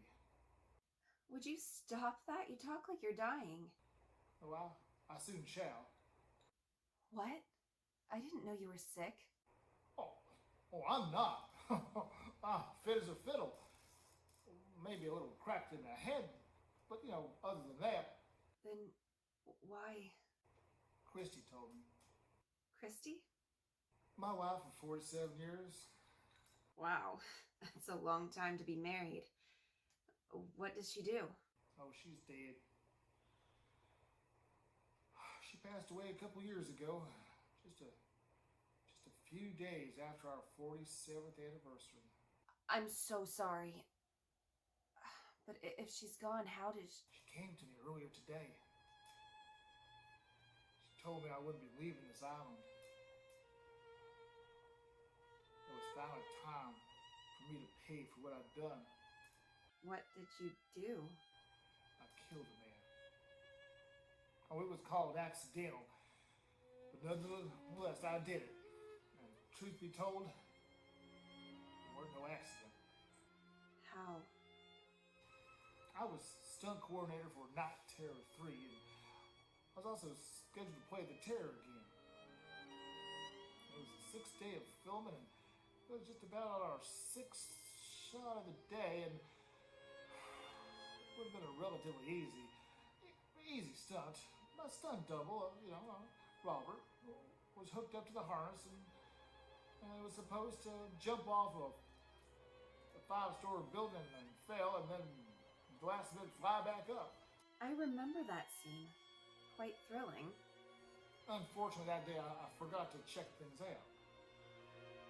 It was my job as stunt coordinator to double check things like the harness was secure and the wires were fastened. But I was thirsty. You know what I mean? So I left it for him to do his stunts. He never flew back up. Blood everywhere. And his head at that odd angle. I was in that one. Why don't I remember this? Studio brass hushed it all up. It would be bad publicity for the movie. So you went to have a drink and weren't watching when the accident happened? Yes. At least that's what I told the cops. Truth is, I unhooked his wire and so he would fall. But why? Because he was fucking my wife. My beautiful Christy. I couldn't stand it. But I got to the set early one day and I heard him on the phone talking to her. I heard him call Christy by her name. And I heard him say dirty, vile things to my angel. Maybe it was a different Christy. Well, I thought the same. I sure it couldn't be my Christy. And then I heard him say my name. And when she was going to tell him to leave me so they could run off together, I saw red. Wiped out. Then, when I came to, I had all planned and mapped out in my head. I even had to reassign some things to make sure it was his doing stuff. So what did Christy say? She never left you? No. But things were never right after that. Somehow she knew. She knew that what I'd done, and we never, ever talked about it. But I could tell. Like I said, the cops labeled it as an accident. But it was off the picture anyway, and that's how it would end up to be the terror. Not for that, I would continue in the role. Probably better if I didn't. Too many memories on. Now just put more stress on the marriage.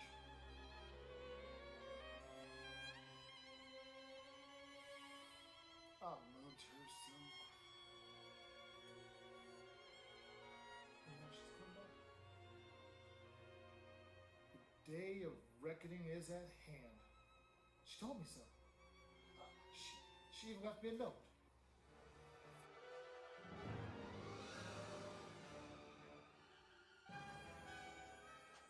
Gordy? Don't you fret about me. My dear, I'm at peace.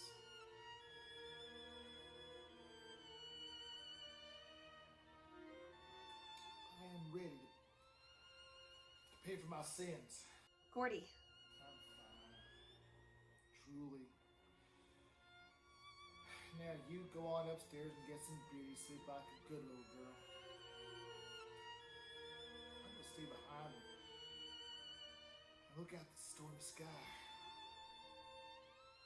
She starts to leave the ballroom but turns back. McLock is at the window staring at something beyond the sky. I'm sorry, Christy. Veronica heads for the stairs. She is quite upset. Interior, Frank's apartment. Night. Frank is sitting at a rickety card table, typing on his laptop and watching Night Terror on TV. Angelique tears the bloody clothes off of her body. Her perky, melon breasts are dripping with blood. The killer comes into the room and she screams. The killer comes over to her and caresses one of her bloody tits. Angelique takes the killer's mask off. It is her best friend, Tiffany. Angelique says, "Tiffany?" Tiffany says, "That's right, bitch. Me all along." Tiffany deep tongue kisses Angelique. Oh, fuck me, this is great. Angelique licks off blood off of Angelique's nipple. Angelique moans in pleasure. Angelique says, "Why?" Tiffany says, "So we can be together like we've always wanted." Angelique says, "Eat my pussy." Tiffany, with a smile of ecstasy, goes down on Angelique. As she is eating her pussy, Angelique raises an axe and chops her head off in slow-mo. The Night Terror beheading is happening on the TV at this exact moment. This is gonna be epic. This is the one, I know it. I'd like to thank the Academy and... Night Terror has cut off on the TV and a newscaster is delivering a news story. As she speaks, footage of the Cheryl's murder scene appears. It was a gruesome scene in the ladies' room of the convenience store. The body has been identified as Cheryl's son Masters, wife of film director Tony Masters. In a shocking twist of events, the murder weapon found at the store was a replica of the claw, a device used by the killer in her husband's latest movie, a remake of the classic slasher film Night Terror. We will have more details about the murder and the investigation into it in a few moments. But first we go to weatherman Mark Patton for an update on this storm already being called by many the worst storm in over a decade, and how much worse it's going to get. In a panic, Frank switches off the TV, grabs his phone, dials 911, and quickly starts getting dressed. Interior, secret second-floor hallway. Night. Veronica is about to go in her room when she hears noises.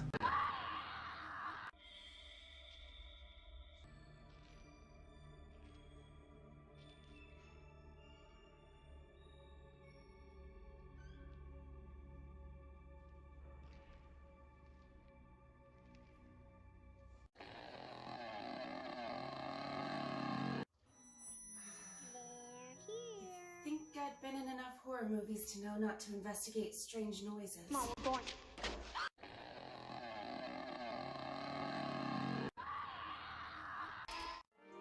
We'll return after these messages.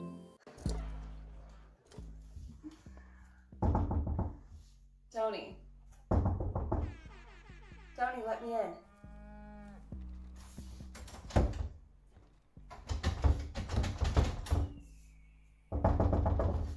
Tony, it's Veronica. I'm worried.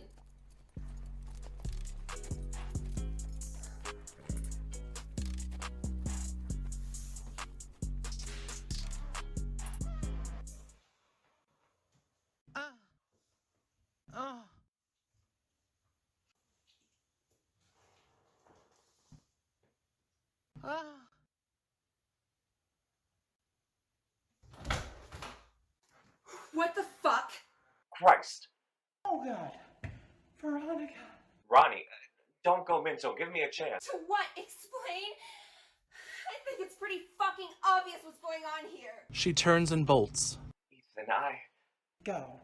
Seriously, I understand. Go. You're not ready to know Patrick Harris your career yet. I get it. Go.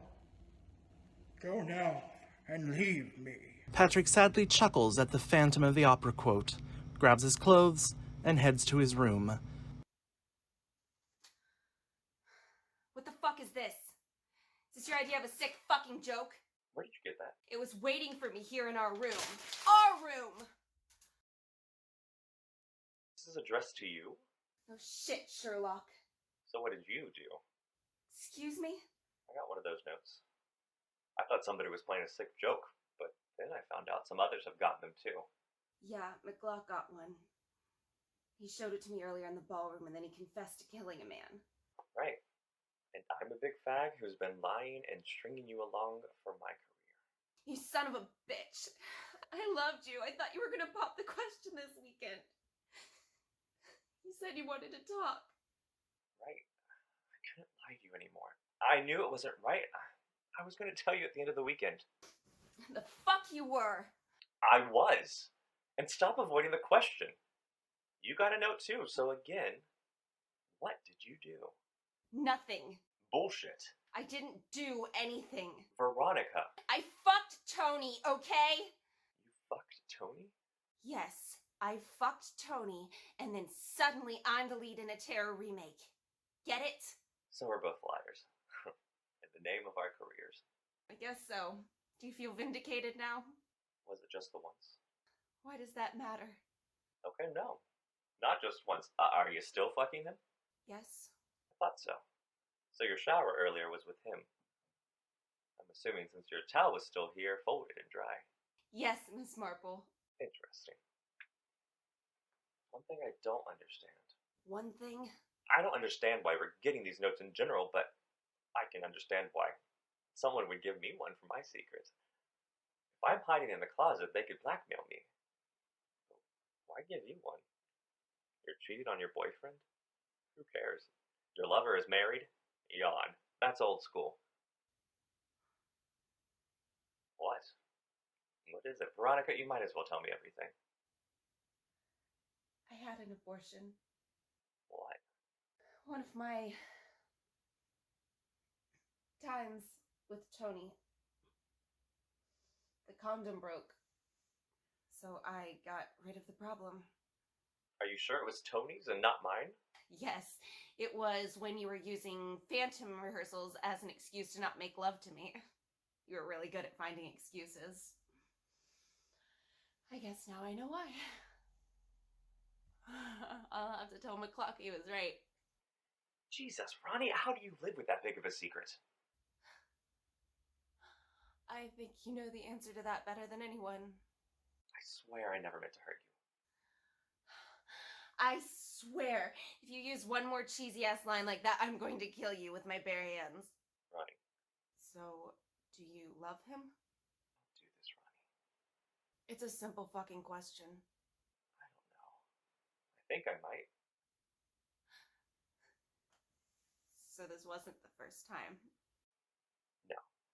No. So, I'm a cheater, you're a cheater, he's a cheater. We're a matched set. Tommy's a cheater too. Oh, so that makes it okay then. Do you want to be with him? I can't. Please, the gay thing is nothing. We're not in the 50s anymore, nobody cares. NPH has kids, for God's sakes. It's not that. It's just, well, I just can't. I mean, look at him. What, because he's fat? I know it's pathetic, but how did it look? I can't come out of the closet and be seen with somebody who looks like that. Ethen walks away, pausing to lean against his own doorframe for support. He doesn't notice the envelope on his dresser. He heads for the stairs. Interior ballroom night.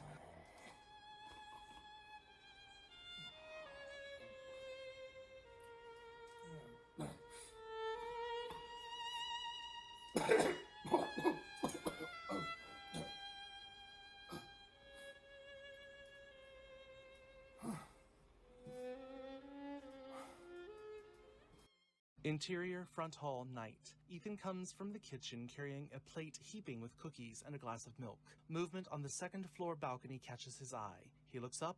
The terror is looking down at him over the railing. Jesus, you scared me. Who is that? Connie? Is that you? What are you doing fucking around? Listen, we need to talk. He starts up the stairs, leaving the cookies and milk on the banister post at the bottom. The terror doesn't move. Listen, I know about you and Eva. I know you've been fucking her. I understand. You're enamored by her because she's an idol and a legend. I get it. Because I've been having an affair with Patrick, but it's over now. And I know us. We'll survive this. Because I love you. And I know you love me. We just need to talk it out. So let's make Oprah proud. He has reached the top of the stairs and goes around to the terror. Tommy? Tommy, answer me. Tommy? He pushes the terror, but there is no reaction. Tommy? Suddenly, the terror's left hand shoots out and grabs Ethen around the throat. He raises his right hand. In it is the claw. As the claw comes down, Ethen strikes out, deflecting it. It cuts his left upper arm. Ethen shoves back, grabs his arm where he's been cut, and turns to run. The terror recovers quickly and uses the momentum to shove Ethen over the railing. Ethen falls and lands with a sickening crunch on the marble floor and rolls, his legs sticking out at an odd angle. His head is now half inside the open elevator gate. The terror stares down at him. Blood is seeping out from an unseen place beneath him. His body convulses and he groans slightly. He's not dead, but he's not going anywhere. The terror walks slowly and steadily over to the elevator and gets in. He slams the gate shut and starts the almost torturously slow descent.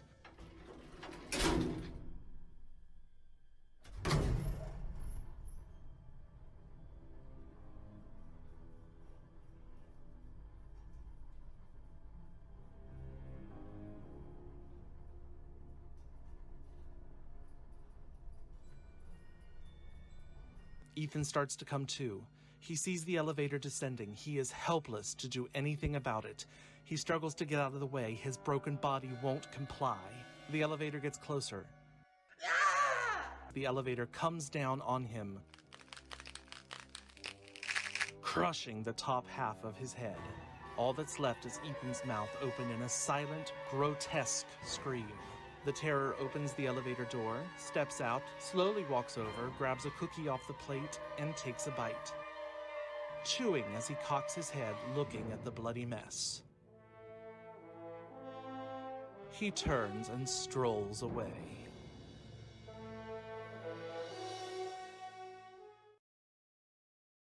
Interior ballroom night.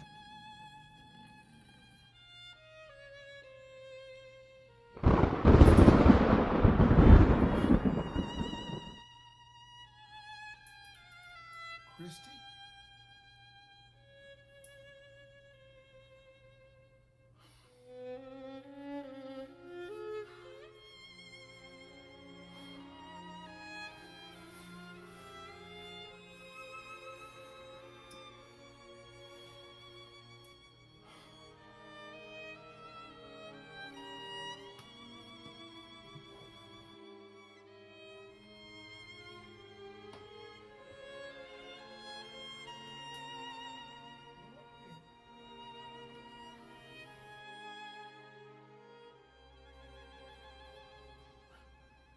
What the fuck is going on here?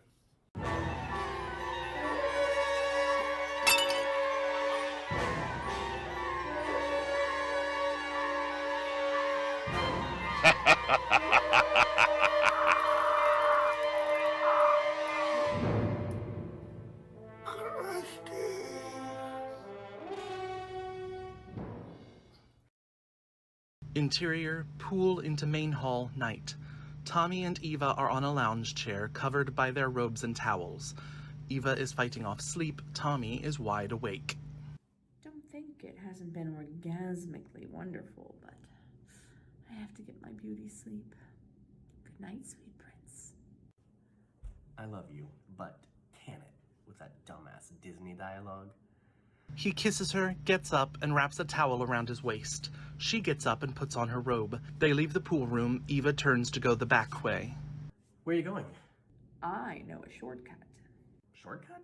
You don't know about the secret passage, Mr. Tour Guide? Come on, I'll show you. Show me tomorrow. I gotta make sure we're locked up and turned off. Locked up? We're on a fucking island. I know. habit. I won't sleep if I know the door isn't locked. You're a freak. Good night.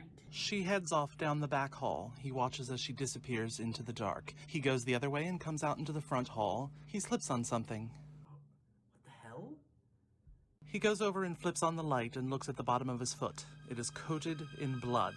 He follows his own bloody footprints to the elevator and sees the mangled body.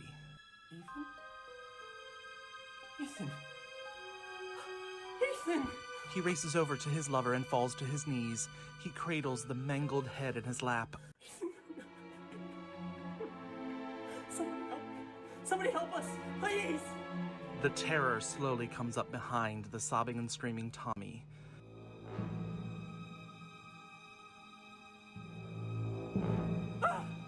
He leaps to his feet. He tries to turn and run, but his feet slip in the blood, sending him into the arms of the terror.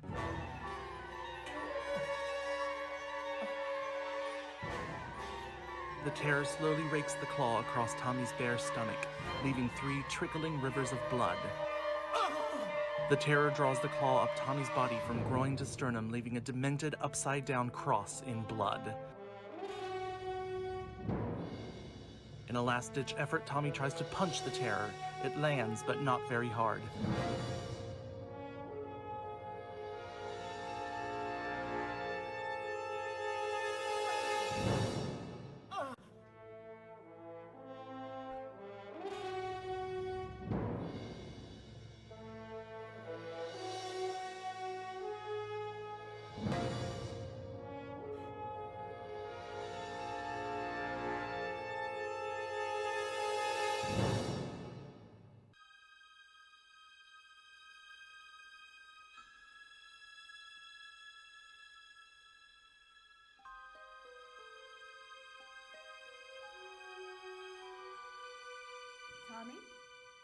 Tommy, are you okay?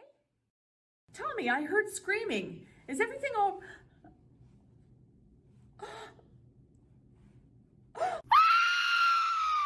Laurence, Edward, Veronica, and Patrick come racing in. Veronica screams, Patrick turns and vomits, and Laurence gasps. Oh my god! Eva is still screaming hysterically. Edward goes to her and slaps her hard. Her screams immediately cut off and she bursts into tears. Edward is strangely calm. Wayne comes running in carrying a handgun. What the fuck's going on around here? They're dead! They're fucking dead! Where's McLock and Tony? We haven't seen them. Let's get a drink. A drink? To calm our nerves. Come on. Edward ushers them into the ballroom, then crosses to the bar and starts fixing drinks. I'm going to find Tony. Last I saw him, he was getting drunk in his room. I'll come with. They leave. Edward takes glasses of straight whiskey and presses them into the girls' hands. Drink. They do, and it helps soothe them. Eva lightly shivers as the warmth slides down her throat. Cut to interior secret second-floor hallway, night. Tony? Open the door. Come on, man, there's some shit going down. Jesus, how drunk is he? No, that's it. Break down the door. Why me? You're the stunt man.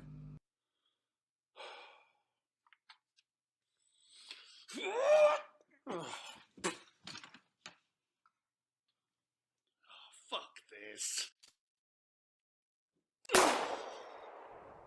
He shoots the lock out and kicks the door open. Immediately, they gag and cover their noses. They go in. Oh my god. On the bed is Tony, soaked in his own blood. Glassy eyes stare at them. In a chair is McLock, the shards of figurines still sticking out of his eyes. Laurence discovers the ice bucket. The ice is now melted and the shards of glass are apparent. Look at this. Glass in the ice. Where did this come from? I got it for him from the ice maker down the hall. He was really upset after the fight. He kept babbling about being a murderer and... Oh, Jesus. I brought him the ice. He swallowed glass because of me. Enough! We have got to keep it together so we can figure out what the fuck is going on around here. You couldn't have known. Cut to interior ballroom night. Eva and Veronica sit huddled together. Patrick is pacing furiously, sucking on a cigarette. Edward is staring out the windows. Could you put that out? It stinks. I'm a little stressed. If you don't mind, I'm going to enjoy the first cigarette I've had in 9 months. He goes over to look at the painting. Laurence and Wayne come back into the ballroom.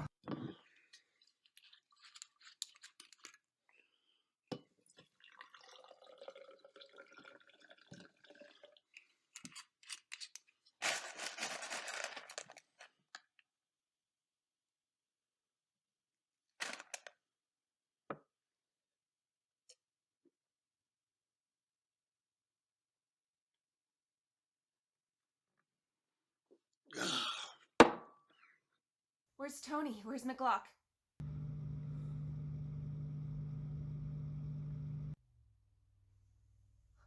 Oh, God.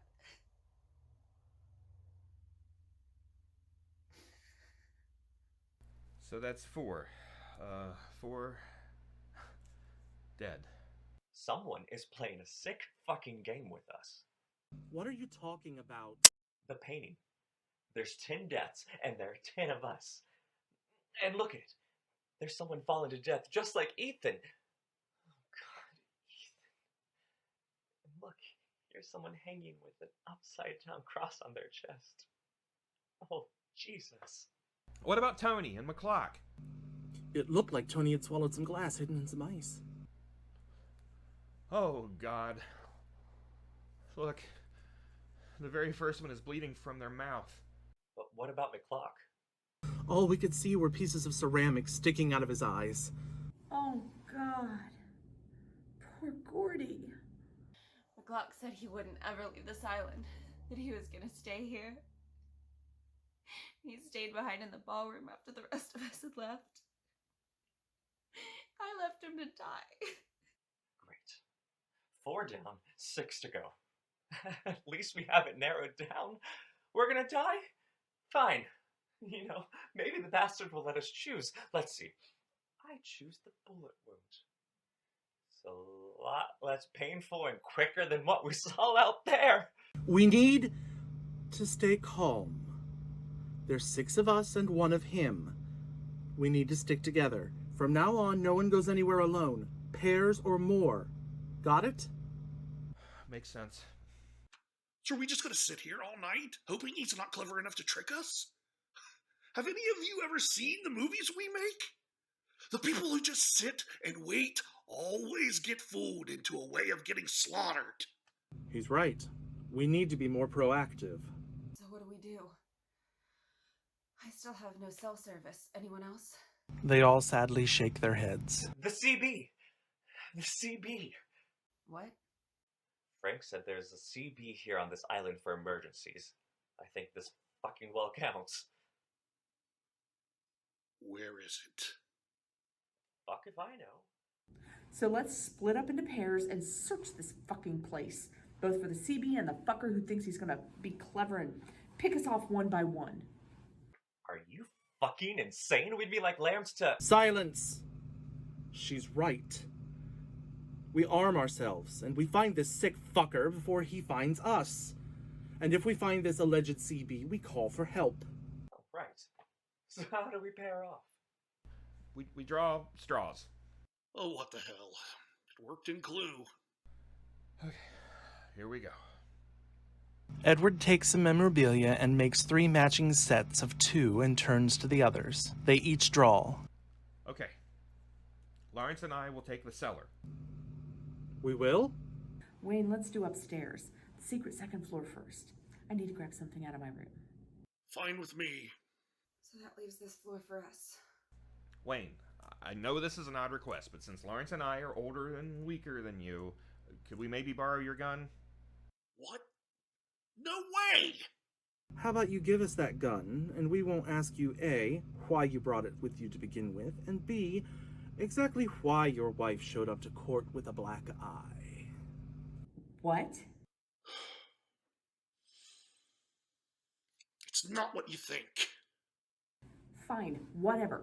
And just what are the rest of us supposed to use to protect ourselves from this maniac? Hello? He gestures around at the tables full of lethal-looking items. Everyone grabs various items from around the ballroom and reconverge. Remember, if you find the CB, use it immediately. Don't wait to tell the rest of us about it. Speed is better in this case, I think. Everyone mumbles agreements and does and head out. Interior Eva's bedroom, night. Eva is just coming in the door. She calls over her shoulder to Wayne. I'll just be a minute. Take your time. I want to go cover Tony and McLock up. You know, respect and all. She shuts and bolts the door. She goes to her dresser and digs through her makeup bag. She takes out her note, stares at it a moment, then tosses it aside. She reaches the bottom of the bag. It appears to be empty. She pushes a hidden button and a secret panel opens up. She takes a hypodermic needle out of the bottom. She glances around to make sure there's no one there and injects herself.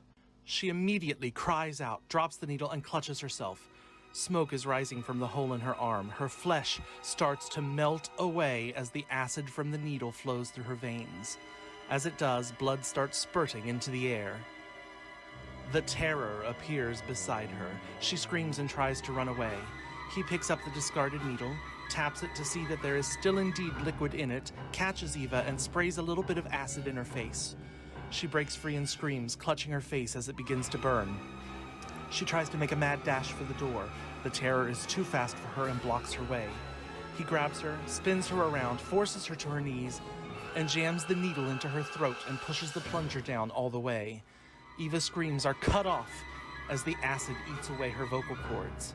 She clutches at her throat. The acid begins to be visible as it eats through her neck. The Terror drops the needle on the ground. He watches as Eva's head rolls off of her body, the acid having eaten all the way through her neck. Her body falls to the floor. He goes to her closet, opens the back wall, and disappears through the secret passage. Eva's head gives one last lurch and comes to a stop, steam still coming from the open neck. Dissolve to interior kitchen, night. Close-up on the CB radio, which has been smashed beyond all repair, steam still pouring out of it. The camera pans out to see Patrick and Veronica at each other's side, staring at it. We really should have seen this coming. I agree. They continue to search the kitchen. They are both petrified. They see the full rack of knives. Well, at least the knives are all there. That's a good sign, right? There are knives all over the ballroom, and axes, and pitchforks, and shovels, and about a million other things we could be killed with, dumbass. Suddenly, in the distance, That sounds like Edward. they run out of the kitchen, race through the hallway, and run right into Wayne at the cellar door. They all scream. They fling open the cellar door, and lying at the bottom of the stairs, in a pool of blood, is Laurence, a bullet wound in the center of his forehead. Beside him is Wayne's gun. Veronica screams and faints, hitting her head on the cellar doorknob on the way down. The screen fades to black. Interior police station, night. Frank is talking to a desk sergeant, who is not happy his peaceful night has been interrupted. Sir, I've told you, there's nothing that we can do. I mean, the water is too high and too rough. The storm is just too hard. We can't get to that island. I mean, there's a reason that it's called Terror Island. And it has nothing to do with those damn movies. Besides, you have no proof that there's anything going on out there. I'm telling you, I know it in my gut those people are in danger. It's too coincidental that Cheryl woman getting murdered with a terror claw like that. Now get out there and help those people. Sir, I've told you. Fuck you! He slams out the door. Interior ballroom, night. Patrick is pressing a cold compress to Veronica's temple. She has a very nasty bump on her forehead. She is just coming to. Wayne is standing at the door looking out, his handgun at the ready. The storm has stopped. What happened? You fainted. Oh, God. Laurence?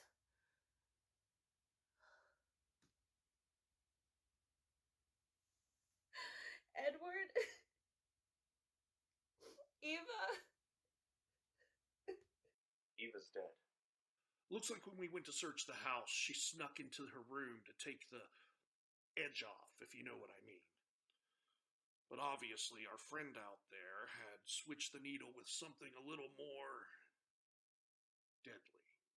Veronica looks at Patrick questioningly. Sort of acid. Half her arm was gone, and it burned her head clear off. Oh, God. And Edward?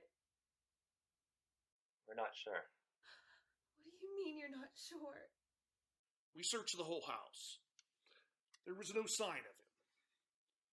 While we searched, the storm finally stopped outside, and we took a brief look. We found his shoe perched on the cliff. What does that mean? That means either someone pushed him off, he jumped and committed suicide, or he put them there to make us think one of those two things. Oh, God. Wait, you guys left me here all alone, unconscious?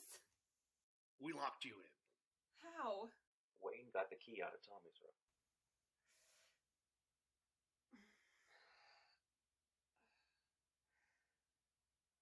So if Edward is faking, he sure is covering all the bases. One thing is certain. There isn't anyone else on this island but us. Which means... Something so horrible, I don't even want to think about it. It's Edward. You sound awfully sure. How do you know? Because it fits the fucking painting. Look, there's the shoe on the ledge. And then there at the bottom, there's someone alive with only one shoe on. I guess that makes sense. So the question is, where is he hiding? We searched the house and there's no way he could be anywhere else. Fuck him. Now that we know, we'll just bolt ourselves in our room, take turns sleeping, and be ready for him. And if he tries to break in, he gets bullets for breakfast. Sounds like a plan. They all head for the door, Wayne going first with his handgun to make sure the way is clear. Exterior boat dock, well before dawn. Frank comes rising up in his truck with a bolt. He has fallen asleep, waiting for the rain to stop. He looks at his watch. Fuck! He gets out and hurriedly heads for his boat. As he passes the store and sees the police tape, he crosses himself and hurries on. Interior front hall before dawn. Wayne and Veronica come down the stairs. Veronica looks a little refreshed. She has slept and showered. The bodies of Tommy and Ethen have been covered with sheets. Are you sure we should have left Patrick alone up there? Yes, let him sleep. He's safe, and when he's ready, he can unlock and let himself out. I'm gonna scrounge up some breakfast. I don't know why, but getting a little sleep gives me hope. It's comforting in a way. Isn't that strange? Is that Frank's boat? I hope so. I'll go look. He steps out the front door and peers out. There is a grunt and a scraping of stone.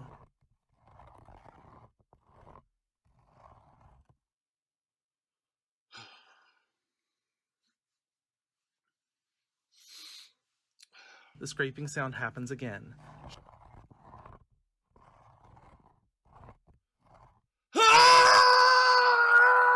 A giant stone gargoyle comes down directly onto Wayne, crushing him flat. Blood and gore sprays out in every direction, coating Veronica.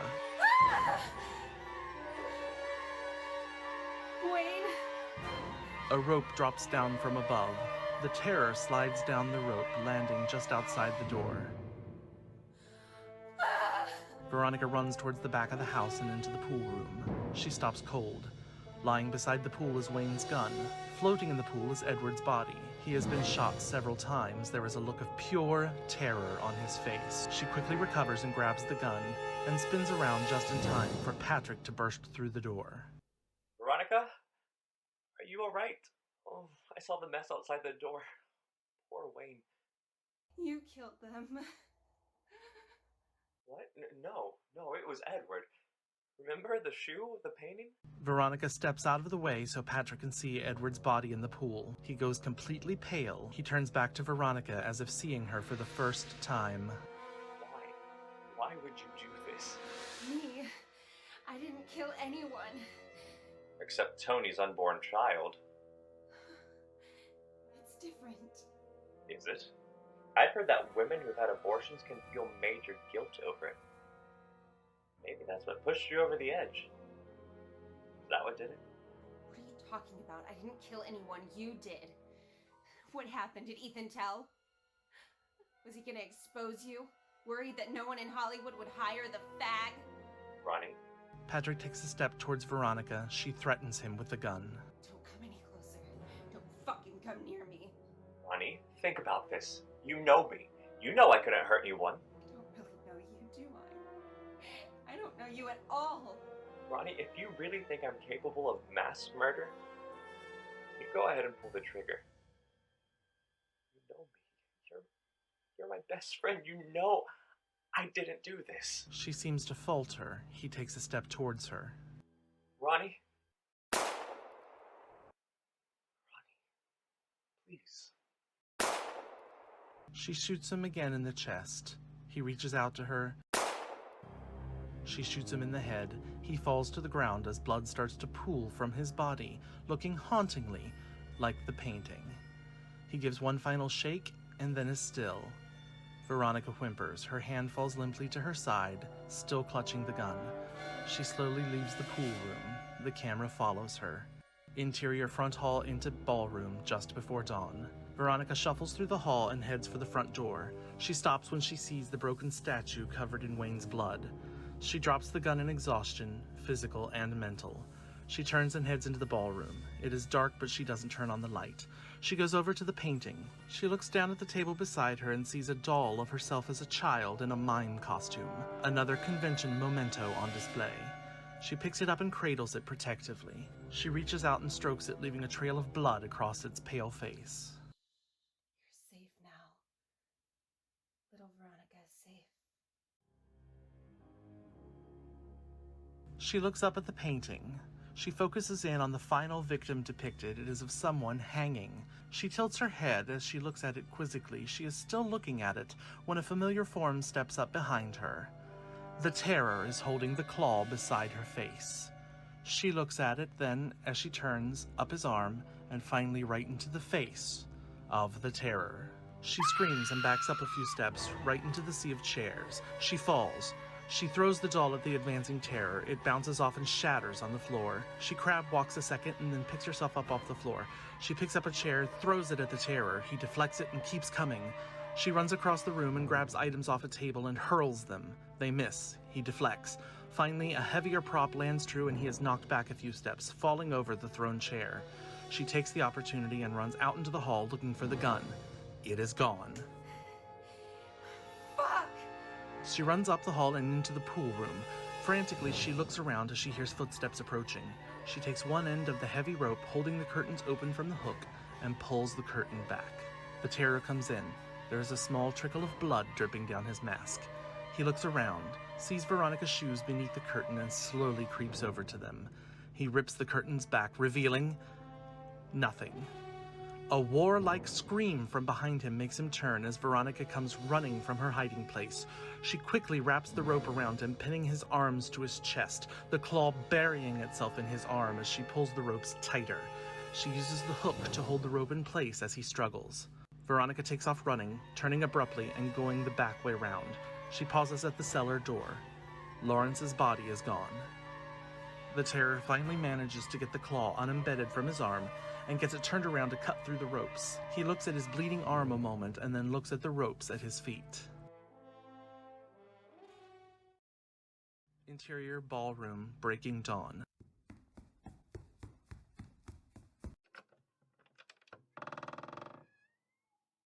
A shaft of light spills across the floor.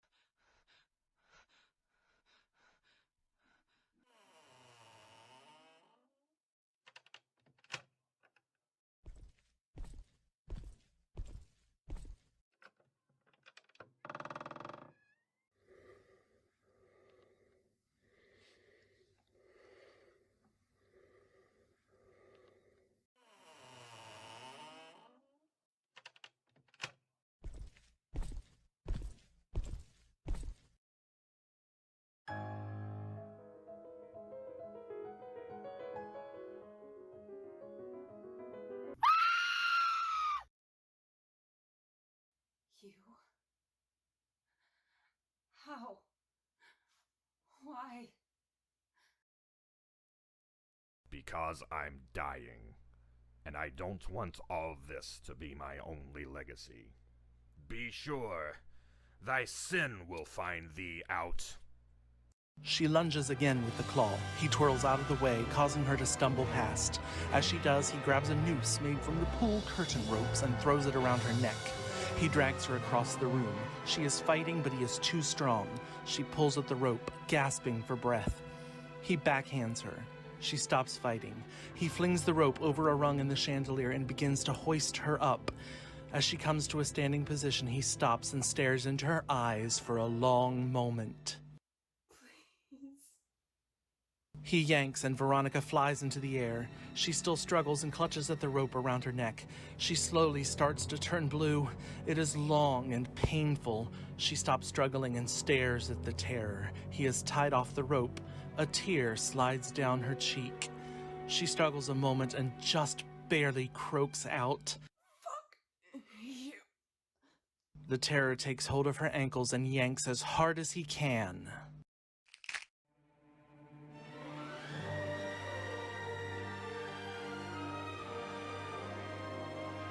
He lets go and stares at her dead body as she swings back and forth. His head tilts to one side. Slow fade to black. Exterior boat day. Frank is just pulling in to dock on the island. He is hurrying. He hops onto the deck and ties his boat off. Something catches his eye in the water. He reaches down to retrieve it. He looks at it, puzzled.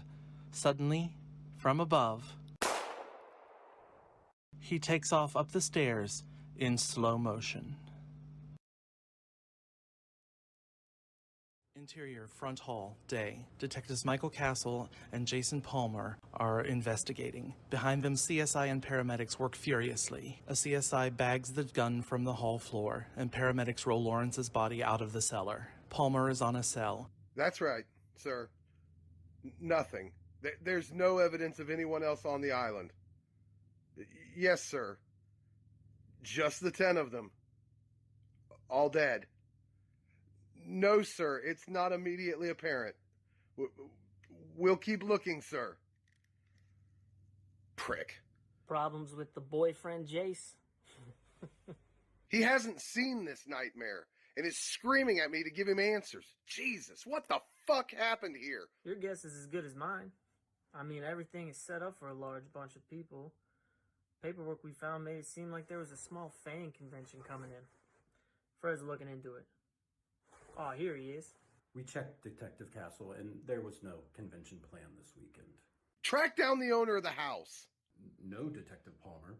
It was purchased through a land agent for a U.R. Craven. But so far, it seems no such person exists. Fuck! In today's day and age, this Agatha Christie shit can't happen. People leave digital footprints everywhere. I know. They go into the ballroom. There is a life-size statue of the Terror beside the painting now. Veronica still hangs lifeless in the middle of the room. Jesus, look at all of this shit. Kind of funny if you think about it.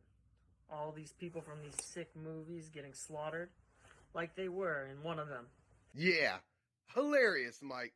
Christ, show some respect. All right, Jace, jeez. Fuck me, man, lighten up. Anyway, over here. There's something I wanted to show you. It'll blow your mind.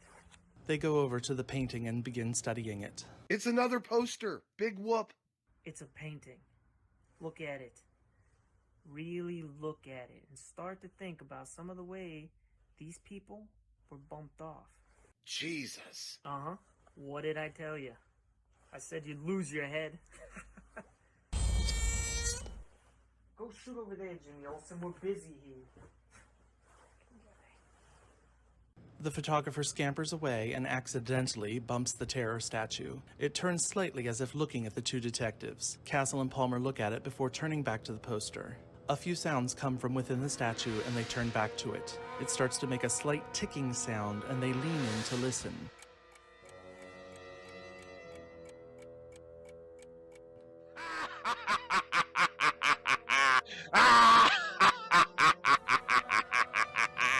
spring-loaded device makes the statue whip around at the waist. The claw decapitates both detectives and buries into the painting, obliterating it. The two heads land with a bounce on the floor, matching looks of shock on each.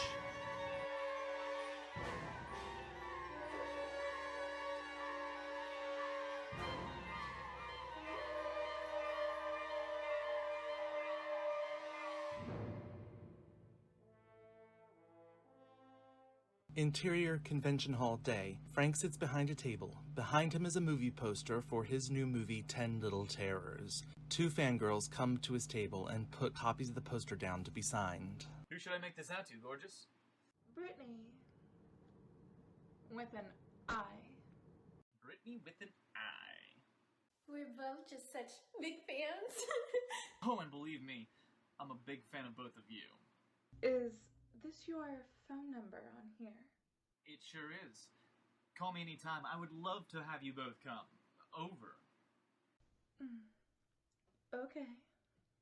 So, how'd you come up with the idea for this movie? He absent-mindedly rubs the red and green thumb drive on the chain around his neck. Oh, it came to me out of the blue. And you was the killer? Maybe we'll find out who done it.